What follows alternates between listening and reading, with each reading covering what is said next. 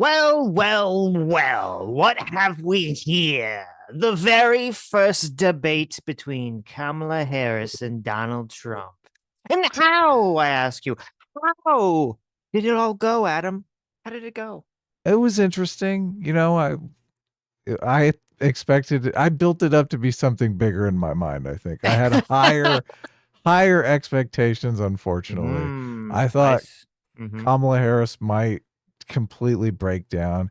And she look in the beginning, I do think she choked a little. Like she didn't answer the first question, like she kind of dodged the first question and went into I'm just going to talk about my campaign mode. And it was a little awkward. I felt she was choking a bit, but look, overall I don't think she did that badly. So Mm. what is your take? Well, I agree. Okay, so in like the first of all, okay, let me back up. First of all, nobody answered any questions in this debate, so I don't know what you're talking about. There was Yeah, look, like there was so many dodges and pivot. Like they'd ask a question, they'd be like, "Yeah, that's great," but I'm gonna talk about what I want to talk about for like 20 minutes here. look So, like there's like a million fact checks on NBC News. So they had to I answer bet some questions, right? there was there was like so little answering of questions. This is weird. This is one of the most substance-free debates I've ever seen in my life, which isn't necessarily a bad thing because you don't really necessarily want to front load the audience with like all your, stats and figures. They didn't even try to do any of that stuff, which was kind of fascinating. This was very, very rhetoric heavy. I agree with you completely. The beginning of this debate, Kamala Harris seemed super nervous and weird and awkward. Yes. Very strange. She was able to pick it up, I think, after like two or three questions and kind of seem normal again. And actually, I think this was a mistake from Trump's perspective because she got angry. And if you're kind of awkward and nervous in a social situation, and you get angry, that's a good way to not be awkward or nervous because like the anger fuels you.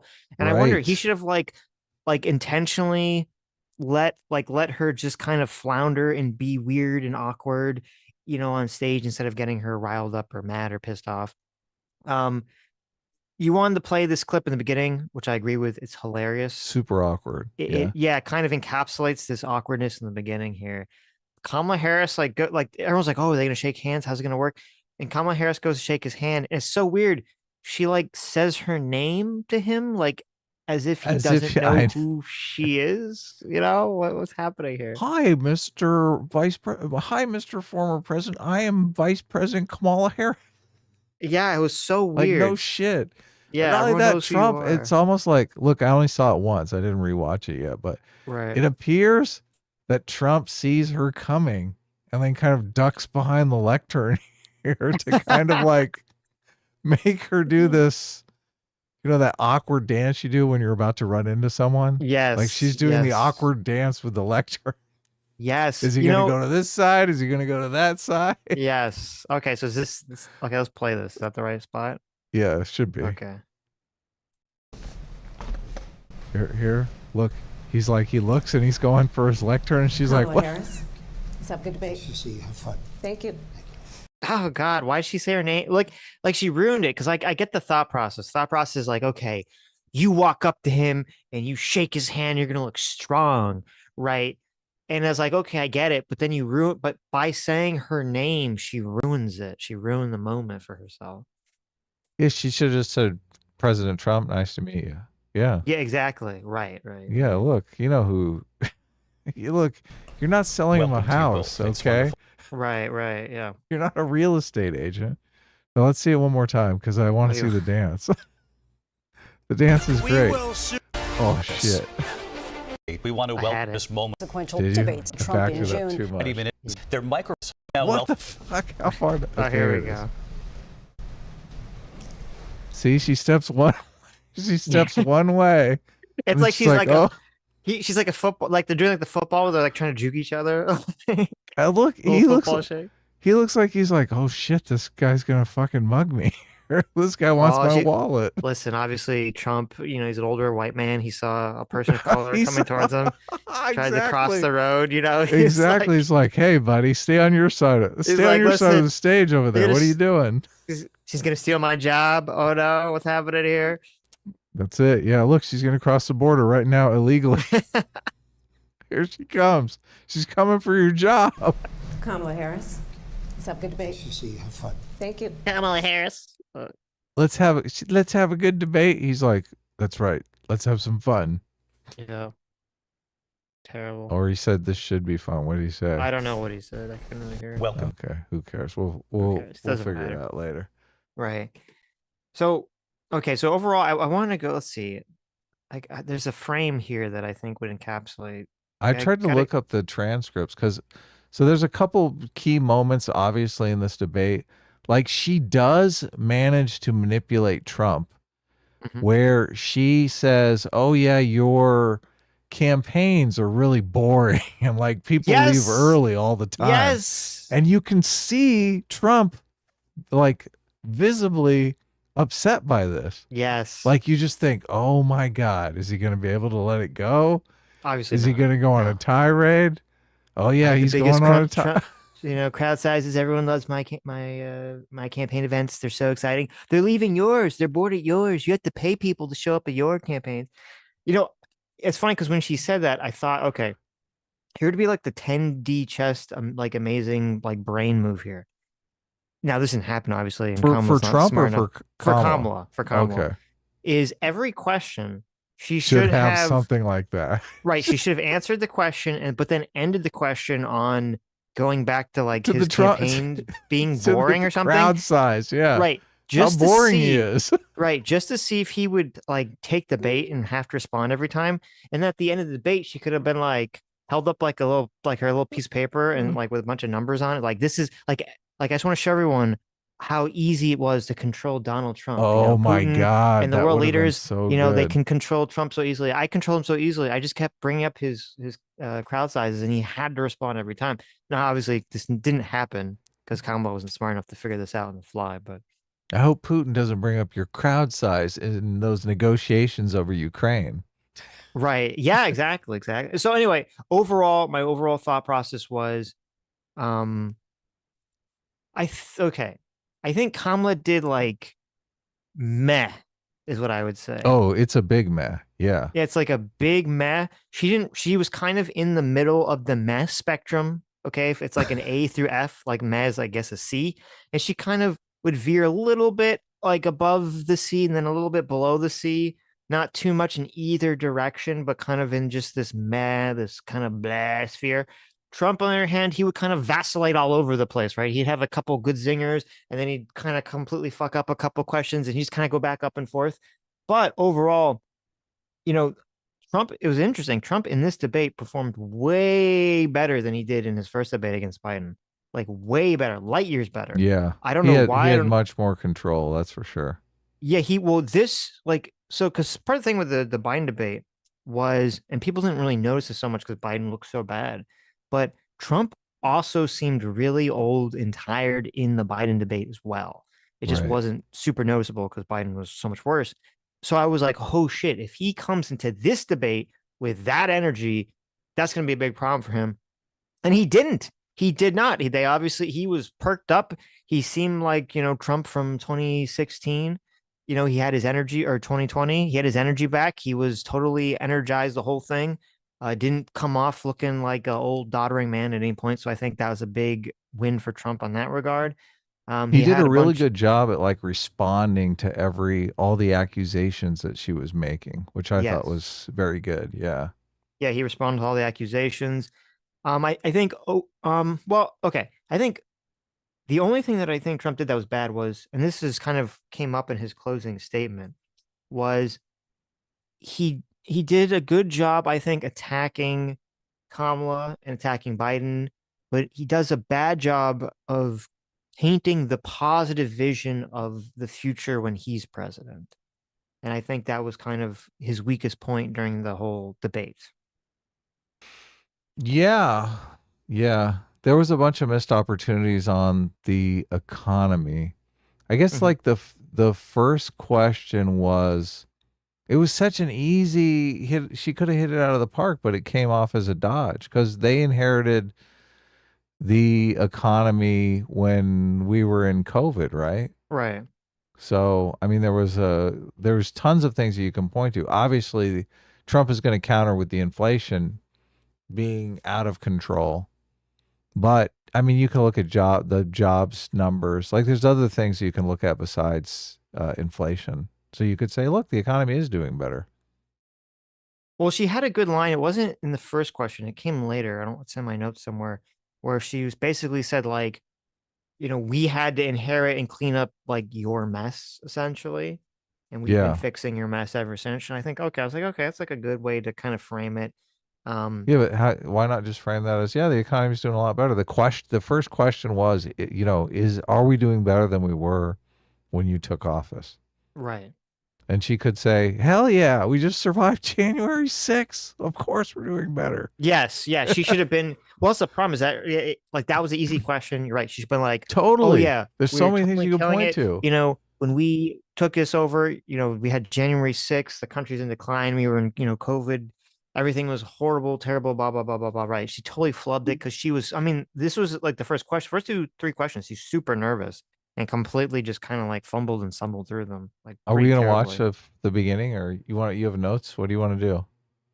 I mean, if you want to watch the beginning, I The don't first question really is kind care, of but interesting where we she, can watch the first just but to see no, how, look, see how go nervous ahead. she I don't was. want to interrupt you. Go ahead. What do you No, got? it's fine.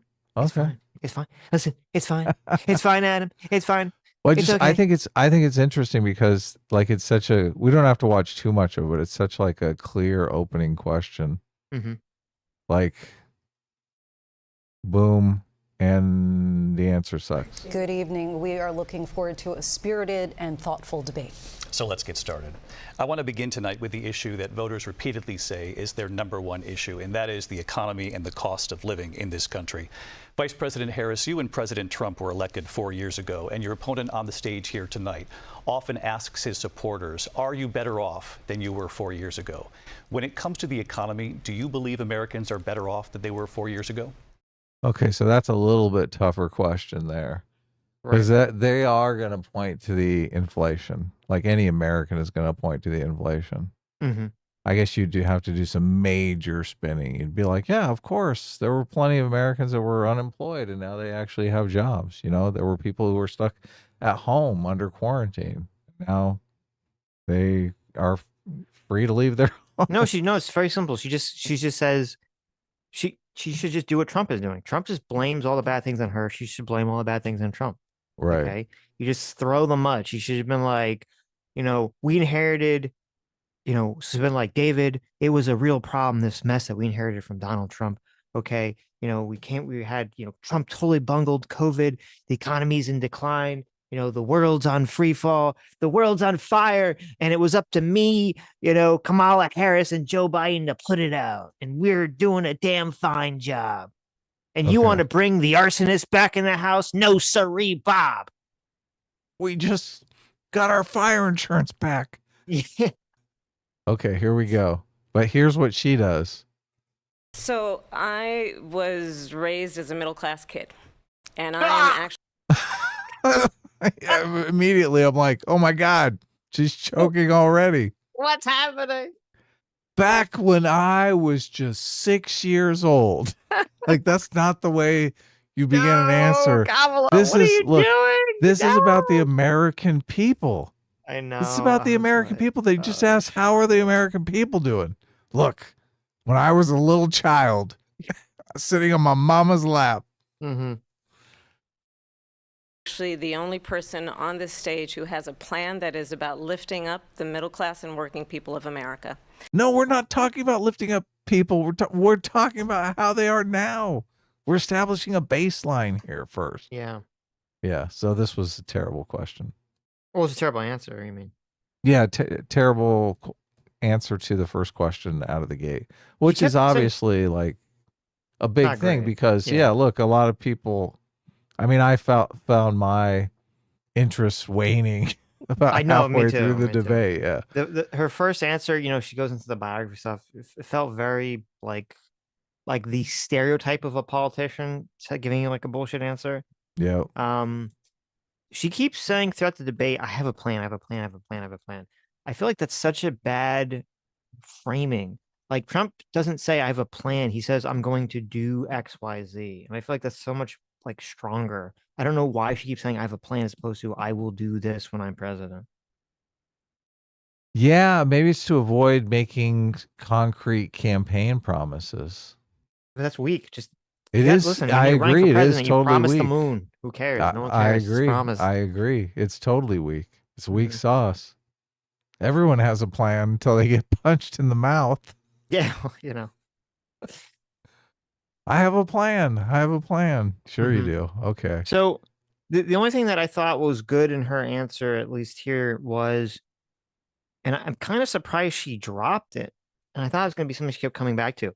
So Trump has this plan to throw like massive tariffs on foreign countries.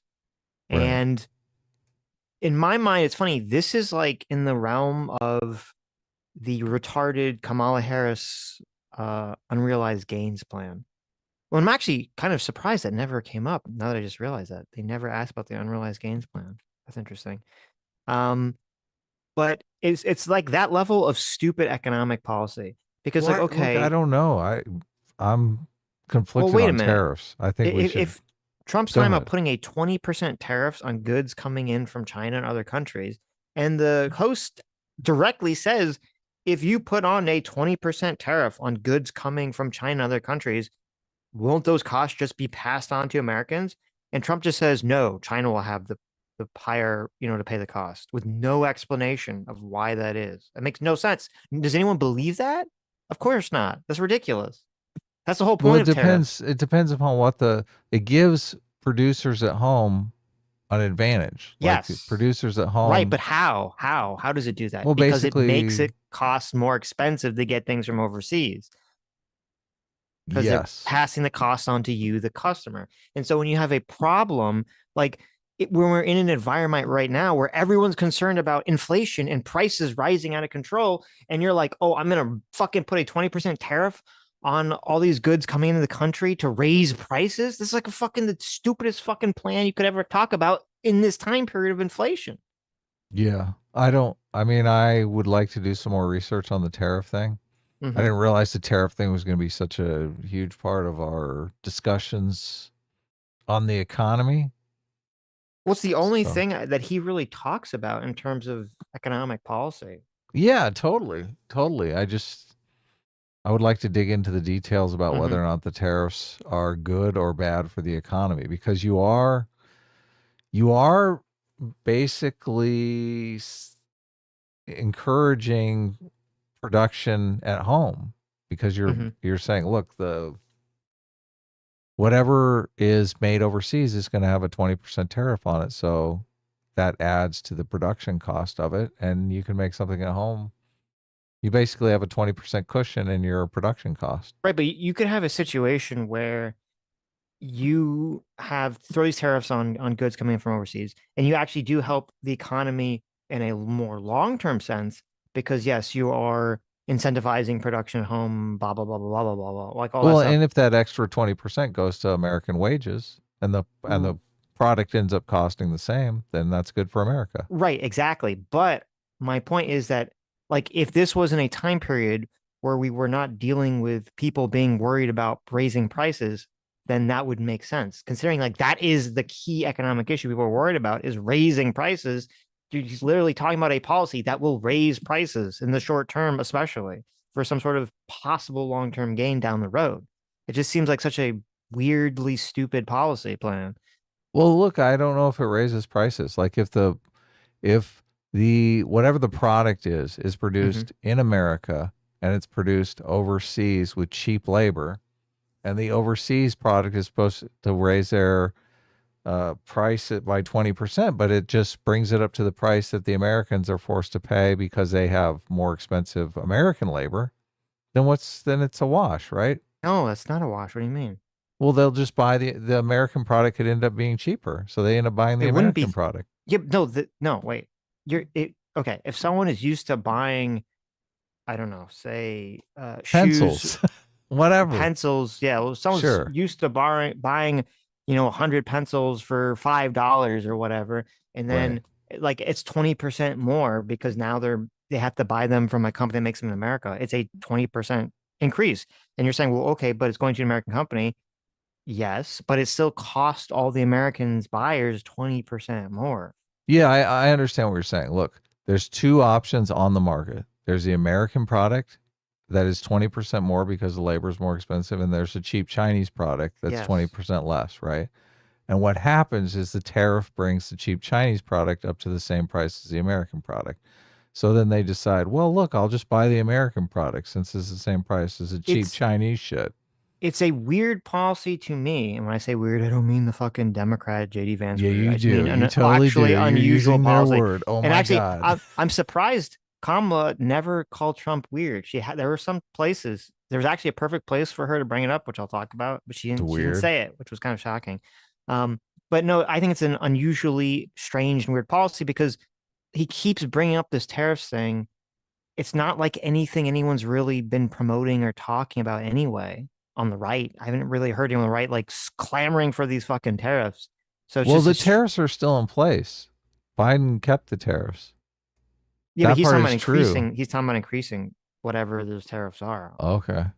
So I'm just Really saying socking it to him. it's strange to me that it's like this like massive policy that he keeps coming. That's like one of the few policies he's talked about on economic issues. When I don't really even see anyone on the right like supercharged or even excited for these fucking tariffs. I found it. I can't believe it. Yeah. So okay, you've like there was this weird thing. All right. So Kamala's coaching. I completely disagree with whoever the fuck was coaching Kamala on this. So Trump Trump has done a lot of television, so I guess he's much smarter about this. Like when Kamala's not talking, he just looks at the camera, and like Right. occasionally he'll make it like he'll do a smug face or he'll smile, he'll respond, but he's looking at the camera when he's doing it. Kamala keeps looking at Trump, and I think it looks weird and It does bad. look weird. And she was doing like a mass amount of coaching or she was been coached a mass amount because every time Trump said something, she would like do this like very over exaggerated like laugh. She'd do a very over exaggerated like looking at him like the most incredulous like I can't believe he just said the dumbest shit in my life. But it was just so over exaggerated and she was doing it so much. I was like, holy shit! It was so weird and like off-putting. And then she kept doing this weird thing too, where she put her hand under her chin like she was observing him, like he was some kind of pigeon, you know, like, or he was some kind of duck about to get snatched up by like an Asian immigrant or something on the pond. And she's just like watching the scene play out. It was so strange. I don't know why she kept doing this. This look here reads as condescending to me. It And is very condescending. that's Yes. the thing that I don't know. How does that play? Like, I guess people who are already voting for Kamala look at this and think, "Oh yes, this is great. Look, she despises Trump in the same way that I despise Trump." But I don't know if this works with independents. You are correct. Well, first of all, you're correct. That is what they were going for. She's going for like the quote brat energy, the Is that condescending, is that like the yes, this is the brat energy I've heard so much this is about? supposed to be the brat energy, like the Kamala condescending to Trump, and it's a huge mistake. It was a massive mistake because you're right. People that don't like Trump are already voting for Kamala. They don't need that energy. She needs to try to win over the people that are like not on her side already, and just acting like very condescending with all these faces is just not the correct way to handle the situation. She's got that. Are you sure about that, Mr. Trump? Are you sure? Are you Yeah. sure? Is Yeah. that your final answer? She also, in the first answer, she said, it was weird. She said a bunch of things that like the left, like the far left, is gonna hate. She said that Goldman Sachs likes her tax plan.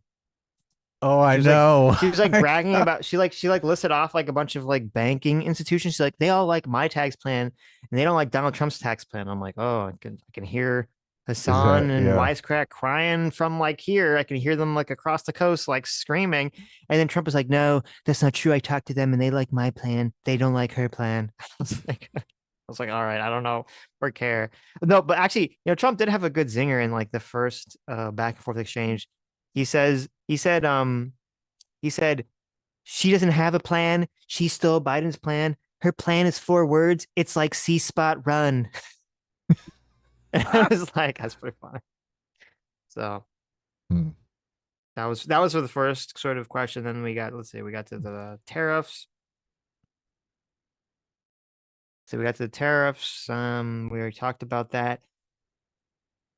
She talked about the need for winning the race on AI. then she said that Trump. This was okay. Now she said something very, very strange that I don't know if people are going to be talking about or if they caught in the second answer here. She said Trump thanked Xi for helping with COVID. Trump tweeted that Oh yeah, he that was thanked weird. Xi for helping with COVID, and she lied about the origin of COVID. Yeah, Okay. and the media completely suppressed it. Yeah, I was like, wait a minute. And I literally rewound the debate and listened again. Kamala Harris said she lied about the origin of COVID. I'm like, what the fuck? Is she saying that she's believes in the lab leak theory? Like, what does that mean? Does that mean something else? Oh yeah, yes it does. Yeah, I thought that the lab leak theory was just established now. Like there was enough evidence that everyone's like, oh yeah, it totally Is it came just out of it. established? Is that I don't know. I I was thought like, holy so. shit, she just fucking endorsing the lab leak theory, like God, during the presidential debate. I was like, all right. Yeah, that's interesting. Oh, so yeah, you have the good condescending face Oh, clip there's here. plenty of them. I'm racking them up. Uh, So I And the actually, mhm. well I have a long list of the fact checkers. We're rolling through fact checking through this entire debate, which is super funny. So we can go through that. I also have a couple other things, but There was. Oh wait, let's see if 2012 here. Let me move off your frame here for a yeah, go second here. ahead. I want to Okay. ask you about his because he screwed up the Charlottesville answer Oh, he like totally screwed up yet the shots for again. answer. Like, Okay. Wait, why is it on a different? what's going on? Why is it on a different? Hold on. Let me refresh this for a second. It's like on a different time scale or something. This I just got one that It's was like cut and down. No, I opened the thing in a new window. Okay. Oh, okay. Okay, wait, no. and that's not okay with Is there a transcript up yet? Because I was looking for the transcript. Where the fuck is? Oh, maybe it is right here. I Okay, yeah. wanted. Like, okay, this is what I want to point out. So Kamala, when she's listening to Trump, she's making all these condescending faces. In the beginning of the debate, like she's like looking at Trump and like yelling at him, and he's making his face, and I swear to God, it looked like he was like her husband, and he's like being nagged at by his wife. Like, That is the perfect face to make. yes, it was like That he is was the making. appropriate face. I was like, oh my God, he's making the husband being nagged at by his wife face. And I don't know if it was intentional because he stopped doing it later. And I was like, this is like the perfect facial messaging for Trump to have. It's just like, my wife is nagging me here in these debates. Please find it. I was looking for. I saw Brianna Wu tweeted out one of the condescending faces that she was making, Hmm. and Brianna Wu was saying it was a positive that like when a woman looks at you like this, it means you're messing up. And I was I was just No, no, no, thinking, no. Oh, wait, did you hit refresh on your watch together? oh, you can't. Okay. Because I found it, but I think we're on like different time codes or something here. Because I have it perfectly on mine. Oh yeah. Oh, yeah, that's good. Yes. Oh yeah, that's perfect. He's like, yes. Yes, Melania. Yeah. Yeah. Right. Yeah, exactly. Yes. So I don't know. Yes. So he was doing that in the beginning. I don't know if it was intentional, but it was pretty good. Yes, yes. I'm not gonna get in trouble for the secret documents, Melania. Just Right. let it go, okay? Yeah. Yeah. Trump, I She told you also not to keep those documents. I don't remember what the answer was. We're kind of going through it. She brought up like her friend being sexually assaulted by her stepfather, and it just felt very inappropriate. I was like, Oh, what the yes. fuck? Again. I was like, oh my God. Okay. So, okay, the third question was, oh, okay. So before I get to the third question, second question was about the tariffs. Says the thing about origin of COVID. Then Trump talks about he kept trying to bring everything back to immigration. So he somehow brings back the COVID question to criminal immigrants pouring in across the border. Um, though he did have a good line. He said that Kamala is going. She said he wanted to give Kamala a MAGA hat. because well, actually, he kind of fucked it up because at first he said he wanted to give Kamala a MAGA hat because she's like trying to steal all his policies and his philosophy. But then immediately he followed up by saying she's a Marxist, which is kind of confusing because it's like, well, is she stealing her policies or is she a Marxist, right? You have to choose one of those paths. You can't really do both of them. Yeah, bad timing. Yeah, that was bad timing. Next question was about abortion. And they asked Donald Trump, they said, you flip-flopped on abortions. First, you said you were going to vote in favor of the abortion amendment in Florida, and now you say you're going to vote against it. Why? And his response to this, obviously, he doesn't answer well, he kind of answered the question, I guess. He said that the reason he's going to vote for it now is because that they have abortion up until 9 months, which doesn't really make any sense because in Florida, I believe it was the 20 to 24 week period. It was the Roe v. Wade period. It was not the 9 month thing. And he brings up the whole, like Alex Jones, they're going to kill the baby when it's out of the womb after 9 months thing. Yeah, this is the first when the moderators actually chime in and are like, "That's a lie."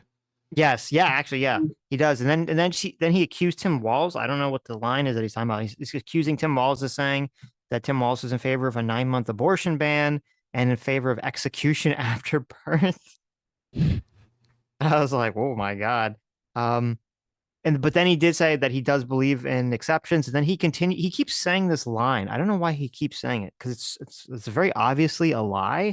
Everyone knows it's a lie. I don't know why he just keeps saying it. It's very weird. He keeps saying everyone wanted it to be brought back to the states. Democrats and Republicans, every legal expert, everyone wanted it brought back to the states. That's just not true. That is a lie. Every person listening knows that is a lie. I do not know why he keeps saying it again and again and again. I don't think it's effective when everyone knows that he's lying. It's very blatant. So Right. he says it every time it's brought up. It's like he's just like imprinted in his mind. Yeah, he's So selling it. He's selling it. That's what he's doing. He's don't willing it into existence. Oh, I see. He's going to use a simulation. Yeah. So yeah. And then after that, the host fact checked Trump, and they said, which was strange because I didn't expect it. They said that there's no state where it's legal to kill a baby after it's born, which I think is kind of a silly fact check because, like, what does that mean exactly? Right. Yeah. Yeah. Look, if the baby comes out in an abortion process, is it born? I don't know. And is it a baby? Like, is it if a fetus comes out at 4 weeks, obviously it's going to die, right? So Yeah. but if it comes out, if you're in a place where you get an abortion much later, and it's like you get an abortion at 23 weeks, say the minimum is 24 weeks, you get an abortion at 23 weeks, so that technically maybe could live through premature baby care or something, and it comes out during an abortion process and is killed, like, does that fit the definition? It depends how you start defining all these terms. So I actually didn't agree with that fact check. I was like, oh, I guess it's too wishy-washy on that one. But then Kamala responded. She said, you're gonna hear a bunch of lies. She finally seemed to be less nervous when she's talking about abortion. She said Trump chose the justices to overturn Roe v. Wade, and now there's 20 states. Oh, actually, I did think this was a good answer. I do think this was a good framing for her. She was calling any state that had an abortion ban a Trump abortion ban, which I think is a good framing. She said, Oh, there yeah, are 20 yeah. states with Trump abortion bans. There are, all these states that have these Trump abortion bans have no exceptions, not even for rape. The government and Trump should not tell women what to do with their bodies. That's some crazy shit if they don't even have Right. exceptions for rape in some of these states. Like, It is. Yeah. I don't know how. I guess, like, if they can get local politicians to vote for them with that shit, people around here are not going to put up with that shit. No. Yeah, no, it's crazy. And then she ended it by saying Trump will sign she said Trump will sign a national abortion ban because it says so in Project 2025 that they want to have this abortion monitor thing. And Trump did that get fact checked? Well, Trump immediately, Well, Trump immediately responded I think he said, I don't know if he was there earlier. He's like, I've never read Project 2020. Oh, he said in the beginning, he's like, I've never read Project 2025. It's not my policy. She's lying. She knows this. And he said it again here. He's like, I'm not going to sign a federal ban on abortion. we got everything we wanted. We brought it to the States. I'm not in favor of an abortion ban. She's lying. And then it was interesting because the host asked Trump a specific question. They said, yes or no, will you veto a national abortion ban if it comes across your desk? And his response to that was he kind of punted at first. Yeah, he he said, didn't answer. I don't know why he didn't answer. He said, I won't have to. Right. Right. But then they asked him again. They asked him a second time. They said, well, yes or no. Well, actually, it's interesting. The host said, yes or no, will you veto a national abortion ban? JD Vance, our vice president, said you would. And then Trump seemed kind of perturbed. He's like, I didn't speak to JD about this, I think the host said JD said he would. JD's views were different. I don't think he said that JD said Trump would. The host made it sound like that JD Vance said Trump would veto it. Or at least that's how Trump interpreted it, because Trump said he seemed mad because he's like, I never talked to JD about this, like as it like, he doesn't speak for me. Well, he also said that he and JD have different views on this. Right. That's what made me think he was saying. Maybe he would. No, I think JD said JD would, not Trump would. No. He said JD said that he would veto it. Right. JD would. Hold not on. Trump. Let's find it. Look, I found the you can look for it. I found the fact check. Trump says he has nothing to do with Project 2025 right here. Right. Statement. I have nothing to do with Project 2025. That's out there. I haven't read it. I don't want to read it purposefully. I'm not going to read it. This is a group of people that got together. They came up with some ideas, I guess. Some good, some bad, but it makes no difference. Okay, so the verdict on that from the fact checkers, you want to guess what it is? Well, what is the source that you're using for the fact check? NBC News. They're going to give it a partial true. The verdict. This is misleading. Look, this is what drives me crazy about these fact checkers. Yeah. I mean, they could leave out this is misleading and just give us the analysis, right? They're basically saying, here's the analysis, but we want you to come to the conclusion that this analysis means Donald Trump is a liar. I don't understand what would be misleading about any of the those analysis. Trump has spent weeks trying to push back against associations with Project 2025, a 900-page policy wish list out there by the Heritage Foundation. Okay, there's no reason to say Trump has spent weeks trying to push back on associations against it, right? Like, well, he you literally would say just Trump has for weeks said that he's like denounced it or whatever. Yeah, but he literally is saying that in the fucking debate. What is the purpose of that sentence? Other than to say, the more he tries to push back on it, the more we know he's lying. There's two different ways you can frame it. The way they framed it, it reads the way you're saying it. By them saying he's trying to push back on it, as opposed to if they said for weeks Trump has denounced it or said that he doesn't have any connection. Oh, yes, you're right. He could just say for weeks he's denounced it. Right. Instead they're saying trying to push back against it. Yeah. Oh, this is so biased. It's true that Trump has disavowed some of the policies in the document and did not write it, but many of his allies and former aides are behind it and have advanced the positions proposed in it. The Heritage Foundation also has significant influence in the Trump administration. In 2018, it boasted that Trump and his administration embraced nearly 2/3 of the policy recommendations in advance in a similar document. Mm-hmm. So there's your analysis. Okay, I found the spot, so let's see. This whole thing about this whole idea and how unfair that would have been, part of the reason they lost, to the millions and millions of people that had to pay off their student loans. They didn't get it for free. But they were saying it's the same way that they talked about that they talk about abortion. But if I could just get a yes or no, because your running mate, JD Vance, has said that you would veto it if it did come to your desk. Well, I didn't. See, he said. Okay, she does. Yeah, you nailed it. You totally nailed it.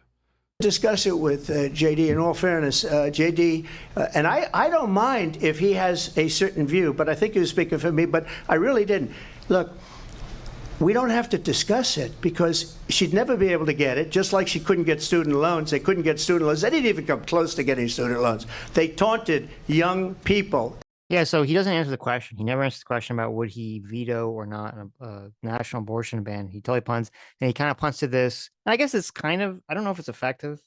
This like this, well, you know, they tried to pass student loans and failed. He's trying to make this point about how, you know, she was making a point about how they would get a bill to reestablish Roe v. Wade, and he's saying that she would never get the votes, just like they never got the votes for student loans forgiveness. Right. So, but But no, he they're never answered asking the about a question. national abortion ban, not a Right. national pro-choice bill. Yes, right. So He's yeah, no, kind of he turned it around a bit, but 100% and I mean, biased, he's yeah. basically saying, look, the Republicans could never get this up there anyway. So, I but look, guess, why not just but say you'd veto it? then because he doesn't want to. Yeah, look, I do think he's playing the pro-lifers a bit, Yeah. and a lot of them thinking, oh, well, he's signaling here that he really like he's keeping it a secret, but he really would sign the abortion ban. Maybe, I don't That's know. what they're Well, telling themselves. it is interesting because obviously, like people who are going to support Trump, you know, they probably don't care one or the other. But you know, when you listen to him talk about it, he just keeps saying, "I gave back to the states. I gave back to the states." He never says like the people that are pro-life. You know, they say like we need to protect the sanctity of life, right? Like they talk about it from this perspective of protecting life. I don't think I've ever heard Donald Trump talk about it from that same Oh, of perspective of course like not. protecting life or anything. So It is interesting just to think of it from a political perspective because if so much of the Republican Party, their base, I mean, it's their dream to get a national abortion ban onto the president's desk, right? That is like the holy grail of their movement. And for Trump to say, "Oh yeah, if it got on my desk, I'd veto it." Oh God, that's got to be like a knife in the heart. So I Right. understand why he doesn't want to say it, right? Yes, you're correct. Because it's You're just 100% basically correct. like spitting in all of those people's faces. Yeah. And he's I like, mean, "Look, I can't spit in these people's faces." right. So yeah, it does make sense that he's going to totally just waffle and not answer the question for that one. Okay, so then they asked, and this was kind of interesting. So then they asked Kamala like the flip question. They said, "Would you support any restrictions on abortion?" Okay. And Right. she kind of like half answered it because, well, I guess this is a smart answer. It 'Cause she is didn't- smart. Yeah. She said, "I would reestablish Roe v. Wade." Right. So it's like, Which so that's had a way of, restrictions. Yeah. right. So that means like, yes, I'd have restrictions without saying that you'd have restrictions because Roe v. Wade was the 20 to 24 weeks period or whatever it was. Right. So the viability. So she said she would reestablish Roe v. Wade. She said no woman is carrying a baby she said no woman is carrying a baby to just get a late term abortion. And she talked about people flying to other countries flying to other states to get medical care. And I did think that she gave a pretty good answer in this. Whenever she's talking about abortion, I think she was giving good answers because she's like, it's so unconscionable that you're going to have the government tell women what to do with their bodies. People have to vote. People want to vote for freedom, you know, on the ballot. And I was like, okay, you know, these are good talking points. And then she accused Trump of making it harder to do IVF. Then Trump said that was a lie, that he's been a leader on IVF, which I was wondering how that's going to jive with some of the very strict anti-abortion people who don't like IVF. talked about this on stream. Right. Yeah. It is a So- good move for him to endorse IVF. Because It it is is the and perfect it comeback isn't. in a debate Yeah, like I don't know. this. It It's like, is. what are you talking about? I support IVF. Right. Well, that's true because he wants the government to pay for it, which is interesting. He didn't say that, which I thought was surprising. He didn't say that, which means, I don't know, to me, that means that maybe he got some pushback on that policy. Like that was a little too pro IVF. Yeah, no, I heard people complaining about it. So Right. yeah. So yeah, he didn't say It's a that. mixed bag. Yeah. Well, it's interesting because that would mean I'd always question whether Trump like takes in like if he can update his messaging software, and I guess he did because he didn't say that. He didn't talk about that. So, but then something interesting happened. Trump, he asked Kamala a question directly to get her to answer. He said, "I'm going to ask you a direct question. Would you be in favor of a 7, 8, or 9-month ban on abortions past that period? Answer the question." And then Kamala said, no, you answered the question. About the Would abortion you ban. veto the abortion? I was like, oh, so he did the Uno reverse, no, you. And then Yeah. he did the no, you answer the question. And then neither question obviously got answered. So You want me to spit in my voters' faces? Right. I'll spit. You spit in your voters' faces first. yeah, I was like, oh, that's okay. I was like, okay, that's pretty funny. So much of it is just, yeah. Right. It's interesting. Mhm. It is fun when they back them in a corner like this and try and get them to answer. Yeah, let's see if I can find Ninth it. month, 7th month, Come on. IVF. And the other thing, you should ask, will she allow abortion in the 8th month, 9th month, 7th month? Come on. Okay, would you do that? What? After she says, come on, like that, and then she's not going to answer. I Ooh. know. Come on. Come Oh, well, on. you want me to answer that? Oh. Why don't you ask her that Why question? don't you answer That's the problem. question, would you because veto? under Roe v. Wade, Answer the question, you would you could, veto? you could do abortions in the She doesn't even know. Veto an abortion bill. Say the whole statement. Why? They're so bad. I know. Even He when was doing that a talks lot about- too, where he says like half a concept and you're like, oh, I guess I understand from like what they're talking about, but it's Yeah, not like a we full sentence. understand because we follow this stuff, but I think, the American people are not going to understand that. Right. Like right. some casual voter or some low information voter that tunes into the debate, they don't know what the hell they're talking about. Probably. Okay, so then neither of them asked this question. His Charlottesville answer was terrible like that too. He's like, you just go forward. That's been totally debunked. You It go forward was. one sentence and He totally it's been dropped the ball there. debunked. Yeah. Debunked. Okay, so then the next It's question. been debunked by Sean Hannity. Oh my The God. next question, Just which- shut your mouth, Trump, okay? The next question, which we're gonna have to get the. Do you think to find the Sean time code. Hannity is like a neutral debunking moderator? Obviously not. Yeah, obviously. Why not. would he say that? I don't know, because it was a bad answer. It's been debunked by Pope Francis, okay? That's what you say. There you go. Yeah, it's weird. Whenever he's asked, like he gets like totally flustered on these questions about Charlottesville or Proud Boys or something. I don't know why. Why doesn't he just say, I wasn't talking about both sides. I said I denounced the neo-Nazis totally. Right. Why doesn't he just say that? Well, okay, but before we get to that part, because this was a hilarious part too. So then the question was to Kamala, they said you were tasked with getting to the root cause of immigration. This was a good question. They said, the numbers rose and then dropped for immigration. Why did the Biden administration wait 6 months before the election to act? And would you have done anything different than Biden regarding immigration? Okay. All right. And what was Kamala's answer? She totally didn't answer the question. She said, I was the only one to prosecute traffickers. I was the only one. I prosecuted traffickers when I was a DA. And then she pivots to talking about the bill, the border bill, and how Donald Trump called up the Republicans in Congress and told them to kill the bill. And then she pivoted again. And this is where she did the mind control thing. And she said, started talking for no reason, started talking about how Trump's rallies were like boring and stupid. And he talks about Hannibal Lecter and windmills and no one cares. And people leave the rallies early because they're bored. I know. As soon Okay.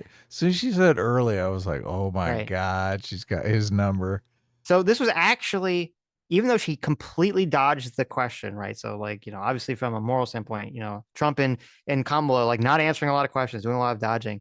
I think it was a good answer in terms of like, she doesn't want to go against Biden, obviously. She doesn't want to say, oh yeah, Biden sucked. I would have done it first week in office, right?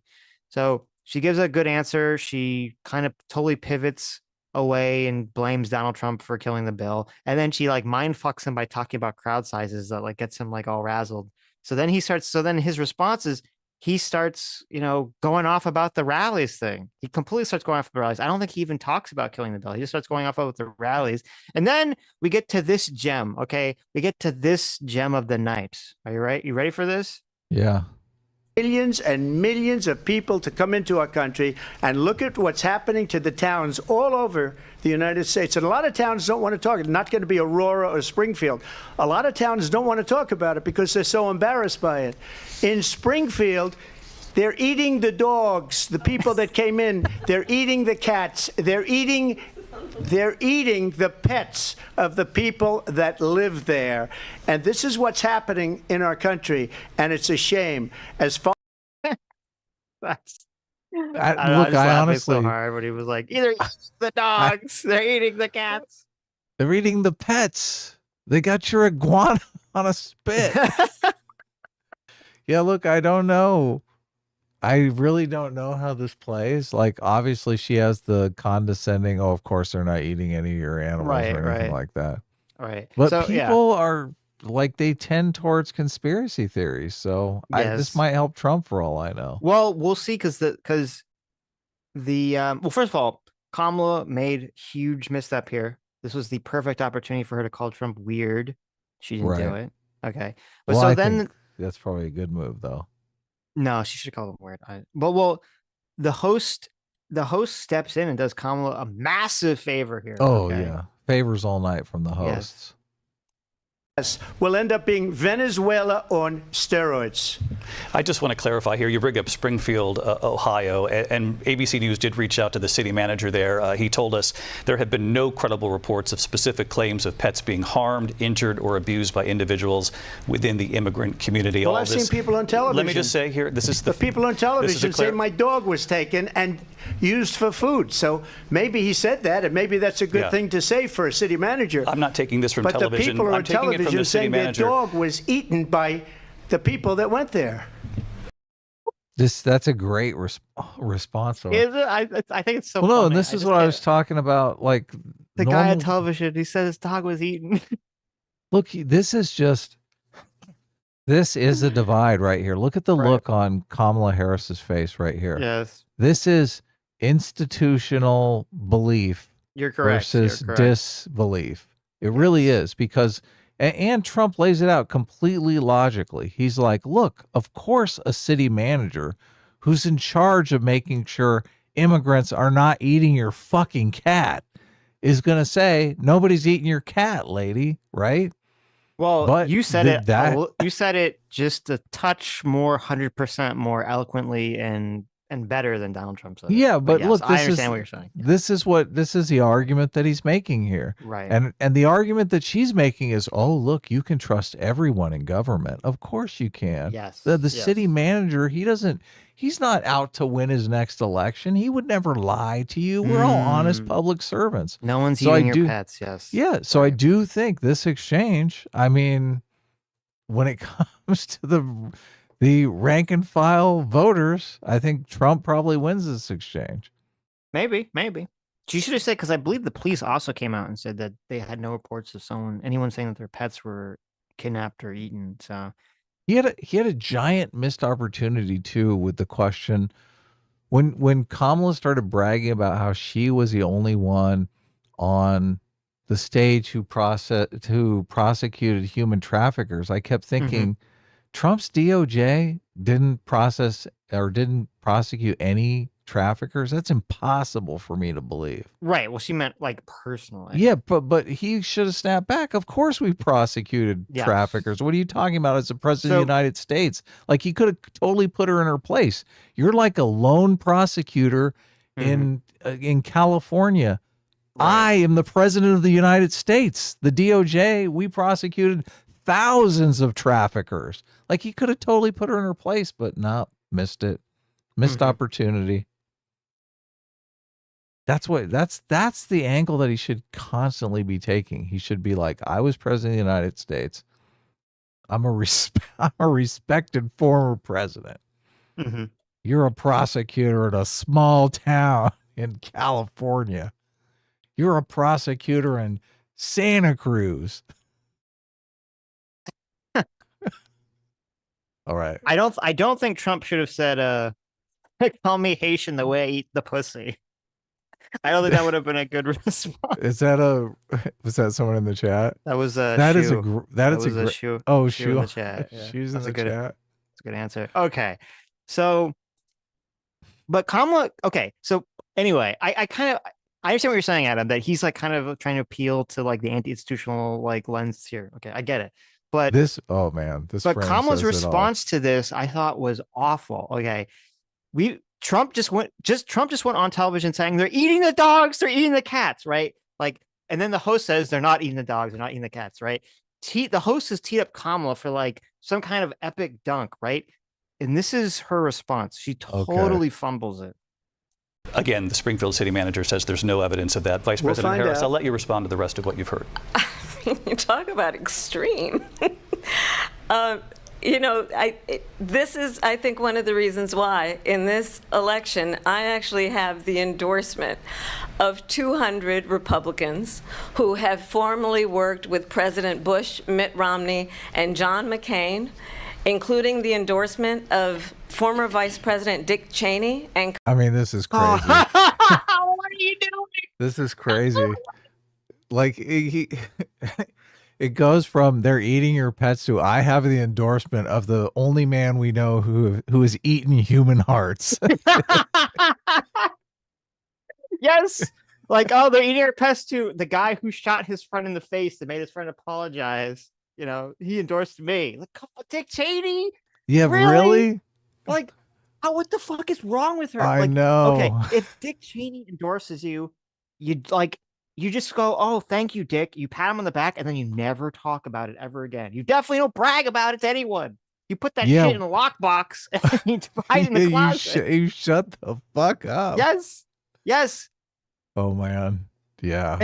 And she ruined it because after that, she did have a better answer where she said, like, his former chief of staff says that he has contempt for the U.S. His former secretary of defense says the country wouldn't survive another term under Trump. His former national security advisor said he's dangerous and unfit. I'm like, okay, those are like good propaganda, like good answers. Those are heavy hitting answers. But you completely undermined it by throwing Dick Cheney in there in the beginning, and like everyone's brain is gonna melt because of that. So they're gonna miss your like good dunk that came after. Yeah, exactly. They're reeling from that Dick Cheney word. Yes, I was like, holy shit. But then actually, to my surprise, because I thought that was the second part was good. Trump had a good counter to that, where he said, "I fired those people. They did bad He did. things." Yeah, that was a good response. Yeah, I fired them. But you didn't fire anyone. You didn't fire anyone involved with Taliban or Afghanistan. You can't fire anyone. Why are they not firing any people? Okay, they're not firing anybody. Well, they all know she's a drunk, so obviously there you go. she can't fire anyone. There you go. But then for some reason he ended his "they don't fire anyone" by just, I don't remember why, by saying that he got more votes than any president by far. And I was like, oh, Kamala really should have been like, except for Joe Biden. She should have like thrown that in. I there know just to, why. like, How does he? That always breaks my brain. How does he say that? Like, I got more votes, but yet I'm not president. What's he saying? I mean, he's there, saying Sitch? that they're fake votes, illegal votes. Yeah. Mm-hmm. I got more votes than any president in history. I'm Right. like, well then, I mean, you were in the last election. Why aren't you president? Well, someone got a little bit more. Okay. Yeah, but that person is a president in human history, though. Mm-hmm.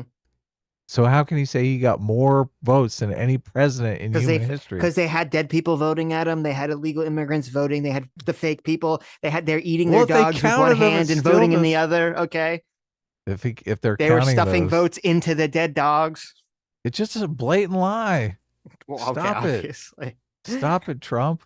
Then they asked Trump, they said, how would you deport the millions of illegal immigrants? To which he obviously didn't answer the question.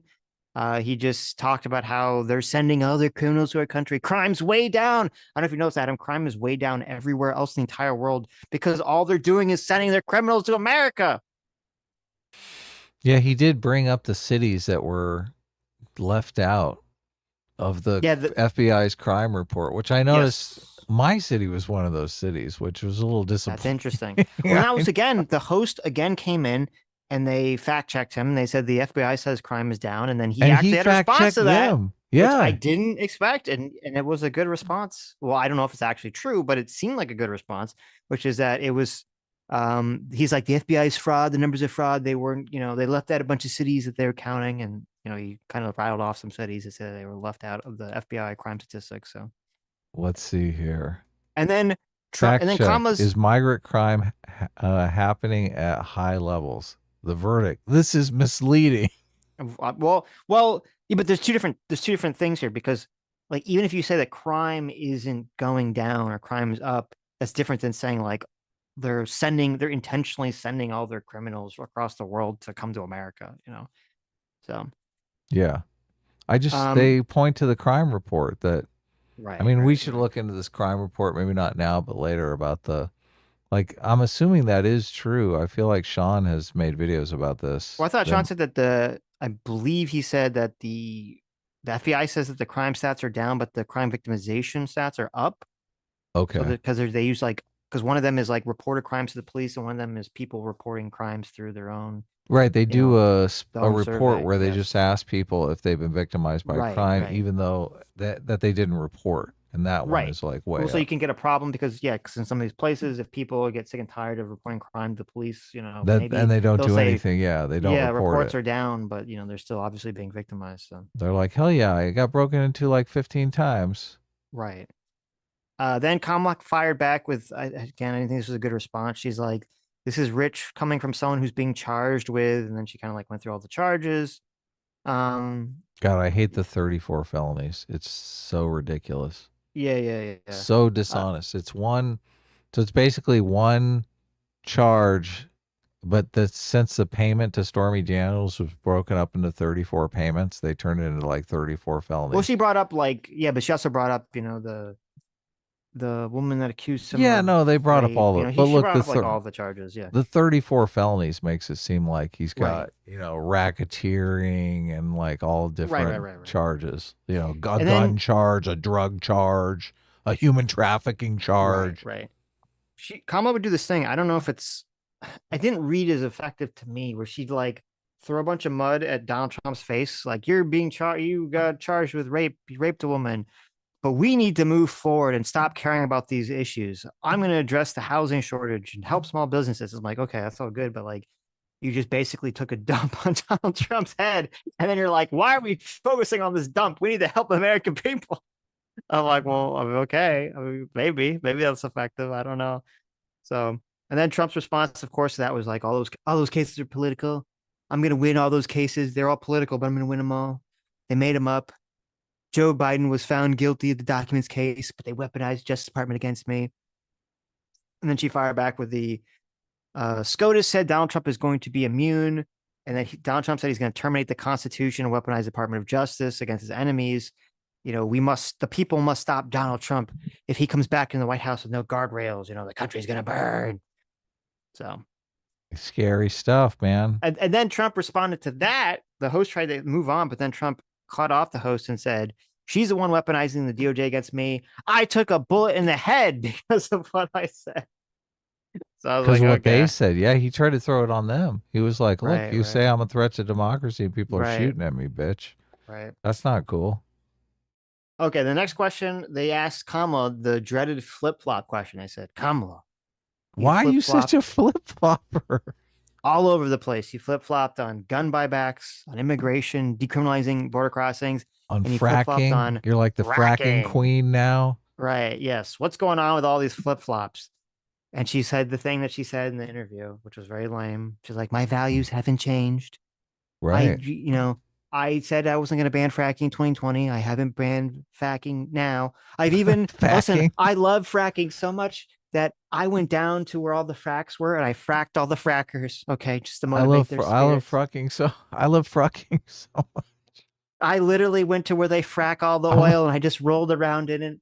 I took a Photoshop, like a sexy bikini Photoshop with me with all the oil on me because I love fracking so much. So she just said, they're in Pennsylvania, where apparently, I guess, a lot of fracking goes on in Pennsylvania. So she was going on about how much she fucking loves fracking. They're mother frackers over there. Right. But then it was funny because then she didn't, in the beginning of the question, she said, I'm going to address those three issues. So it was gun buybacks, immigration, fracking. She didn't address any of them but the fracking one, which all she said was that she loved it. Well, no, she said she loved it and that she signed the Inflation Reduction Act, which apparently helped fracking to some degree or something. But then she did the whole lame going into her biography saying, I grew up as a middle-class kid where Donald Trump was handed $400 million and then declared bankruptcy 3 times. I will build 3 billion new homes. And then she brings up that her friend was sexually assaulted, which I was like, what? I don't know. It stung me as inappropriate, the way in which she brought it up. But it felt too artificial. So it's like, oh, you're using your friend being sexually assaulted by her stepfather in a really fucking sketchy way. I don't know. And then Yeah. Trump said, you know, Oh. I wasn't given $400 million. I was given a fraction. A I was given fraction of that amount. A fraction. But I built it into many 90 millions, many billions. Okay, many billions. I built it. The fraction is perfect because 99% is a fraction of the amount. Right. Well, right? he got a lot, I believe, but it wasn't 400 million. So I got like a fraction of that amount, just Right. 98%. right. I only got like 100 million or whatever the amount was. And then he said that, you know, she was against fracking and she was, he said she was against defund the police, but he meant like she was in favor of defund the police. But, Right. oh, and then, okay. So wait, we got to find, this was the moment. Okay. I got to find it in the time code here. We had Donald Trump did the Kamala Harris brat moment. Okay. He did the queen moment. Did you see Freedom Tunes cartoon about like where Kamala kept Yes, of saying, course. interrupting me, Going after yes. Kamala. Mm-hmm. Oh, I've seen he's done a couple of them on Kamala. Maybe I haven't seen the one you're talking about. Oh, he just did one like today. Bring it up. So, well, hold on. We gotta find this. I think it's around here. Without For members of No, wait, this can't be it. oil, Without evidence, we Trump have calls legal cases against him witch hunts. Mm-hmm. Without evidence, huh? Without evidence. It's so crazy to me. The media is so against him. It's just blatant, totally blatant. Mm-hmm. Go ahead, play your clip. I got wasn't it right You here? can't find it? Oh wait, here it is. It's around this part. It's so weird that the media now they see themselves as like the keepers of cultural norms. Mm-hmm. And Trump is just breaking all of their cultural norms, and I think that's why they're so against him. Like, I'm sure we could go through this. I got the NBC News fact checker like running stream or whatever it is here. I'd be willing to bet you 9 out of 10 of these are fact checking Trump, and like 1 maybe is fact checking Kamala. Mm-hmm. They're just well, so. you're right, because like they were asking Kamala tough questions, but then when it comes to like the fact checking stuff, it's like catnip when they have to fact check Trump. Yeah. So I mean, Trump does say a lot of things that are just blatantly untrue. Yeah, So, but I think Kamala does as well. Like Kamala was She lying fined about people, the product. Yeah, she hit fined with the people. fine people hoax. Yeah, we got to look that one up on We will. here. We will. And also the Project 2025 stuff, and they fact check in her favor that Trump's the one lying about it. It's Well, like, NBC what? did. I'm curious as to what the other quote fact checkers said yeah. about that one, because I've seen even CNN say that that's bullshit. So, but okay, I think it's around here. Okay, they're all laughing at it. She gave up at least 12 and probably 14 or 15 different policies. Like, she was big on defund the police. In Minnesota, she went out. Wait a minute, I'm talking now. If you don't mind, please. Does that sound familiar? Oh my God! He stole her line. He stole her line. No, Look at that. He stole the line. Look at that face. Look at that I know. face. He's making the Hillary face. Is that the Hillary It's the face? Hillary. It's the Hillary laughing face. Yeah. Oh my God. Right. That face. I She's know, like, it's terrible. oh, you watched my old debate, did you? Mm-hmm. Did you? Did you So see the debate with the fly? He stole the line. Yep. He stole we had some Trump brat moments going on here. There's no hardcore. way he watched that debate. He saw the clip going around on Twitter like everyone else did. Well, obviously, he just saw the clip. So Trump is on Twitter 24/7. She went out in Minnesota and wanted to let criminals that killed people, that burned down Minneapolis, she went out and raised money to get them out of jail. She did things that nobody would ever think of. That is, why is she shaking her head? I saw the tweet. What is she talking about? She literally tweeted out, here's a bail fund to raise money for them. You don't think anybody clicked on that link and gave money? Mhm. What did bring the fact checkers in? Right. Well, he's I gonna say something. He's guarantee got you. a good line here. Okay. I thought it was funny. Now she wants to do transgender operations on illegal aliens that are in prison. That is good. Look at It's a good her. line. She's like, what's wrong with that? Well, because this was in reference to supposedly there was like some survey. I think she was like I don't know if it was like the ACLU or like one of these organizations, and she responded like in the written survey that she would be in favor of illegal immigrants being detained to perform transgender surgeries on them if they were like trans or something. Yeah, I And saw even Dana that. Bash, there's a clip of it. Even Dana Bash is like, "What the fuck? Like that's insane." So that's what he was referencing. So Yes. Yeah. This was during the 2020 presidential election, I believe, when everyone was trying to like out Bernie. yeah, everyone's trying So to be hyper woke as fuck in the primary. Yes. exactly. Yeah. So then the next question, so I thought that was good Trump showing, but then the next question was bad Trump showing because the course question was on January 6th Oh, okay. and the peaceful transfer of power. And they asked him, they said like, you watched and it took you 2 hours to do a video, even though you sent out tweets earlier. Is there anything you regret? And he said the whole, like, I told them to be peaceful and patriotic. And then he said this little gem, which I thought was horrible. He's like, Ashley Babbitt was the only one that died on that day and was shot by an out of control police officer. It's a disgrace. And I was Right. like, nah, fuck it. No, when a lady is like breaking into fucking Congress and there's gunmen there, they're telling you not to fucking do it, you're gonna get shot. Okay. Well, why didn't they tase her No, though? fuck that. I mean, they Fuck could have that. tased her. No, listen, I have the same position I have in Ashley Babbitt where all these remember there was like a rash of police videos that we watched like during the BLM riot stuff.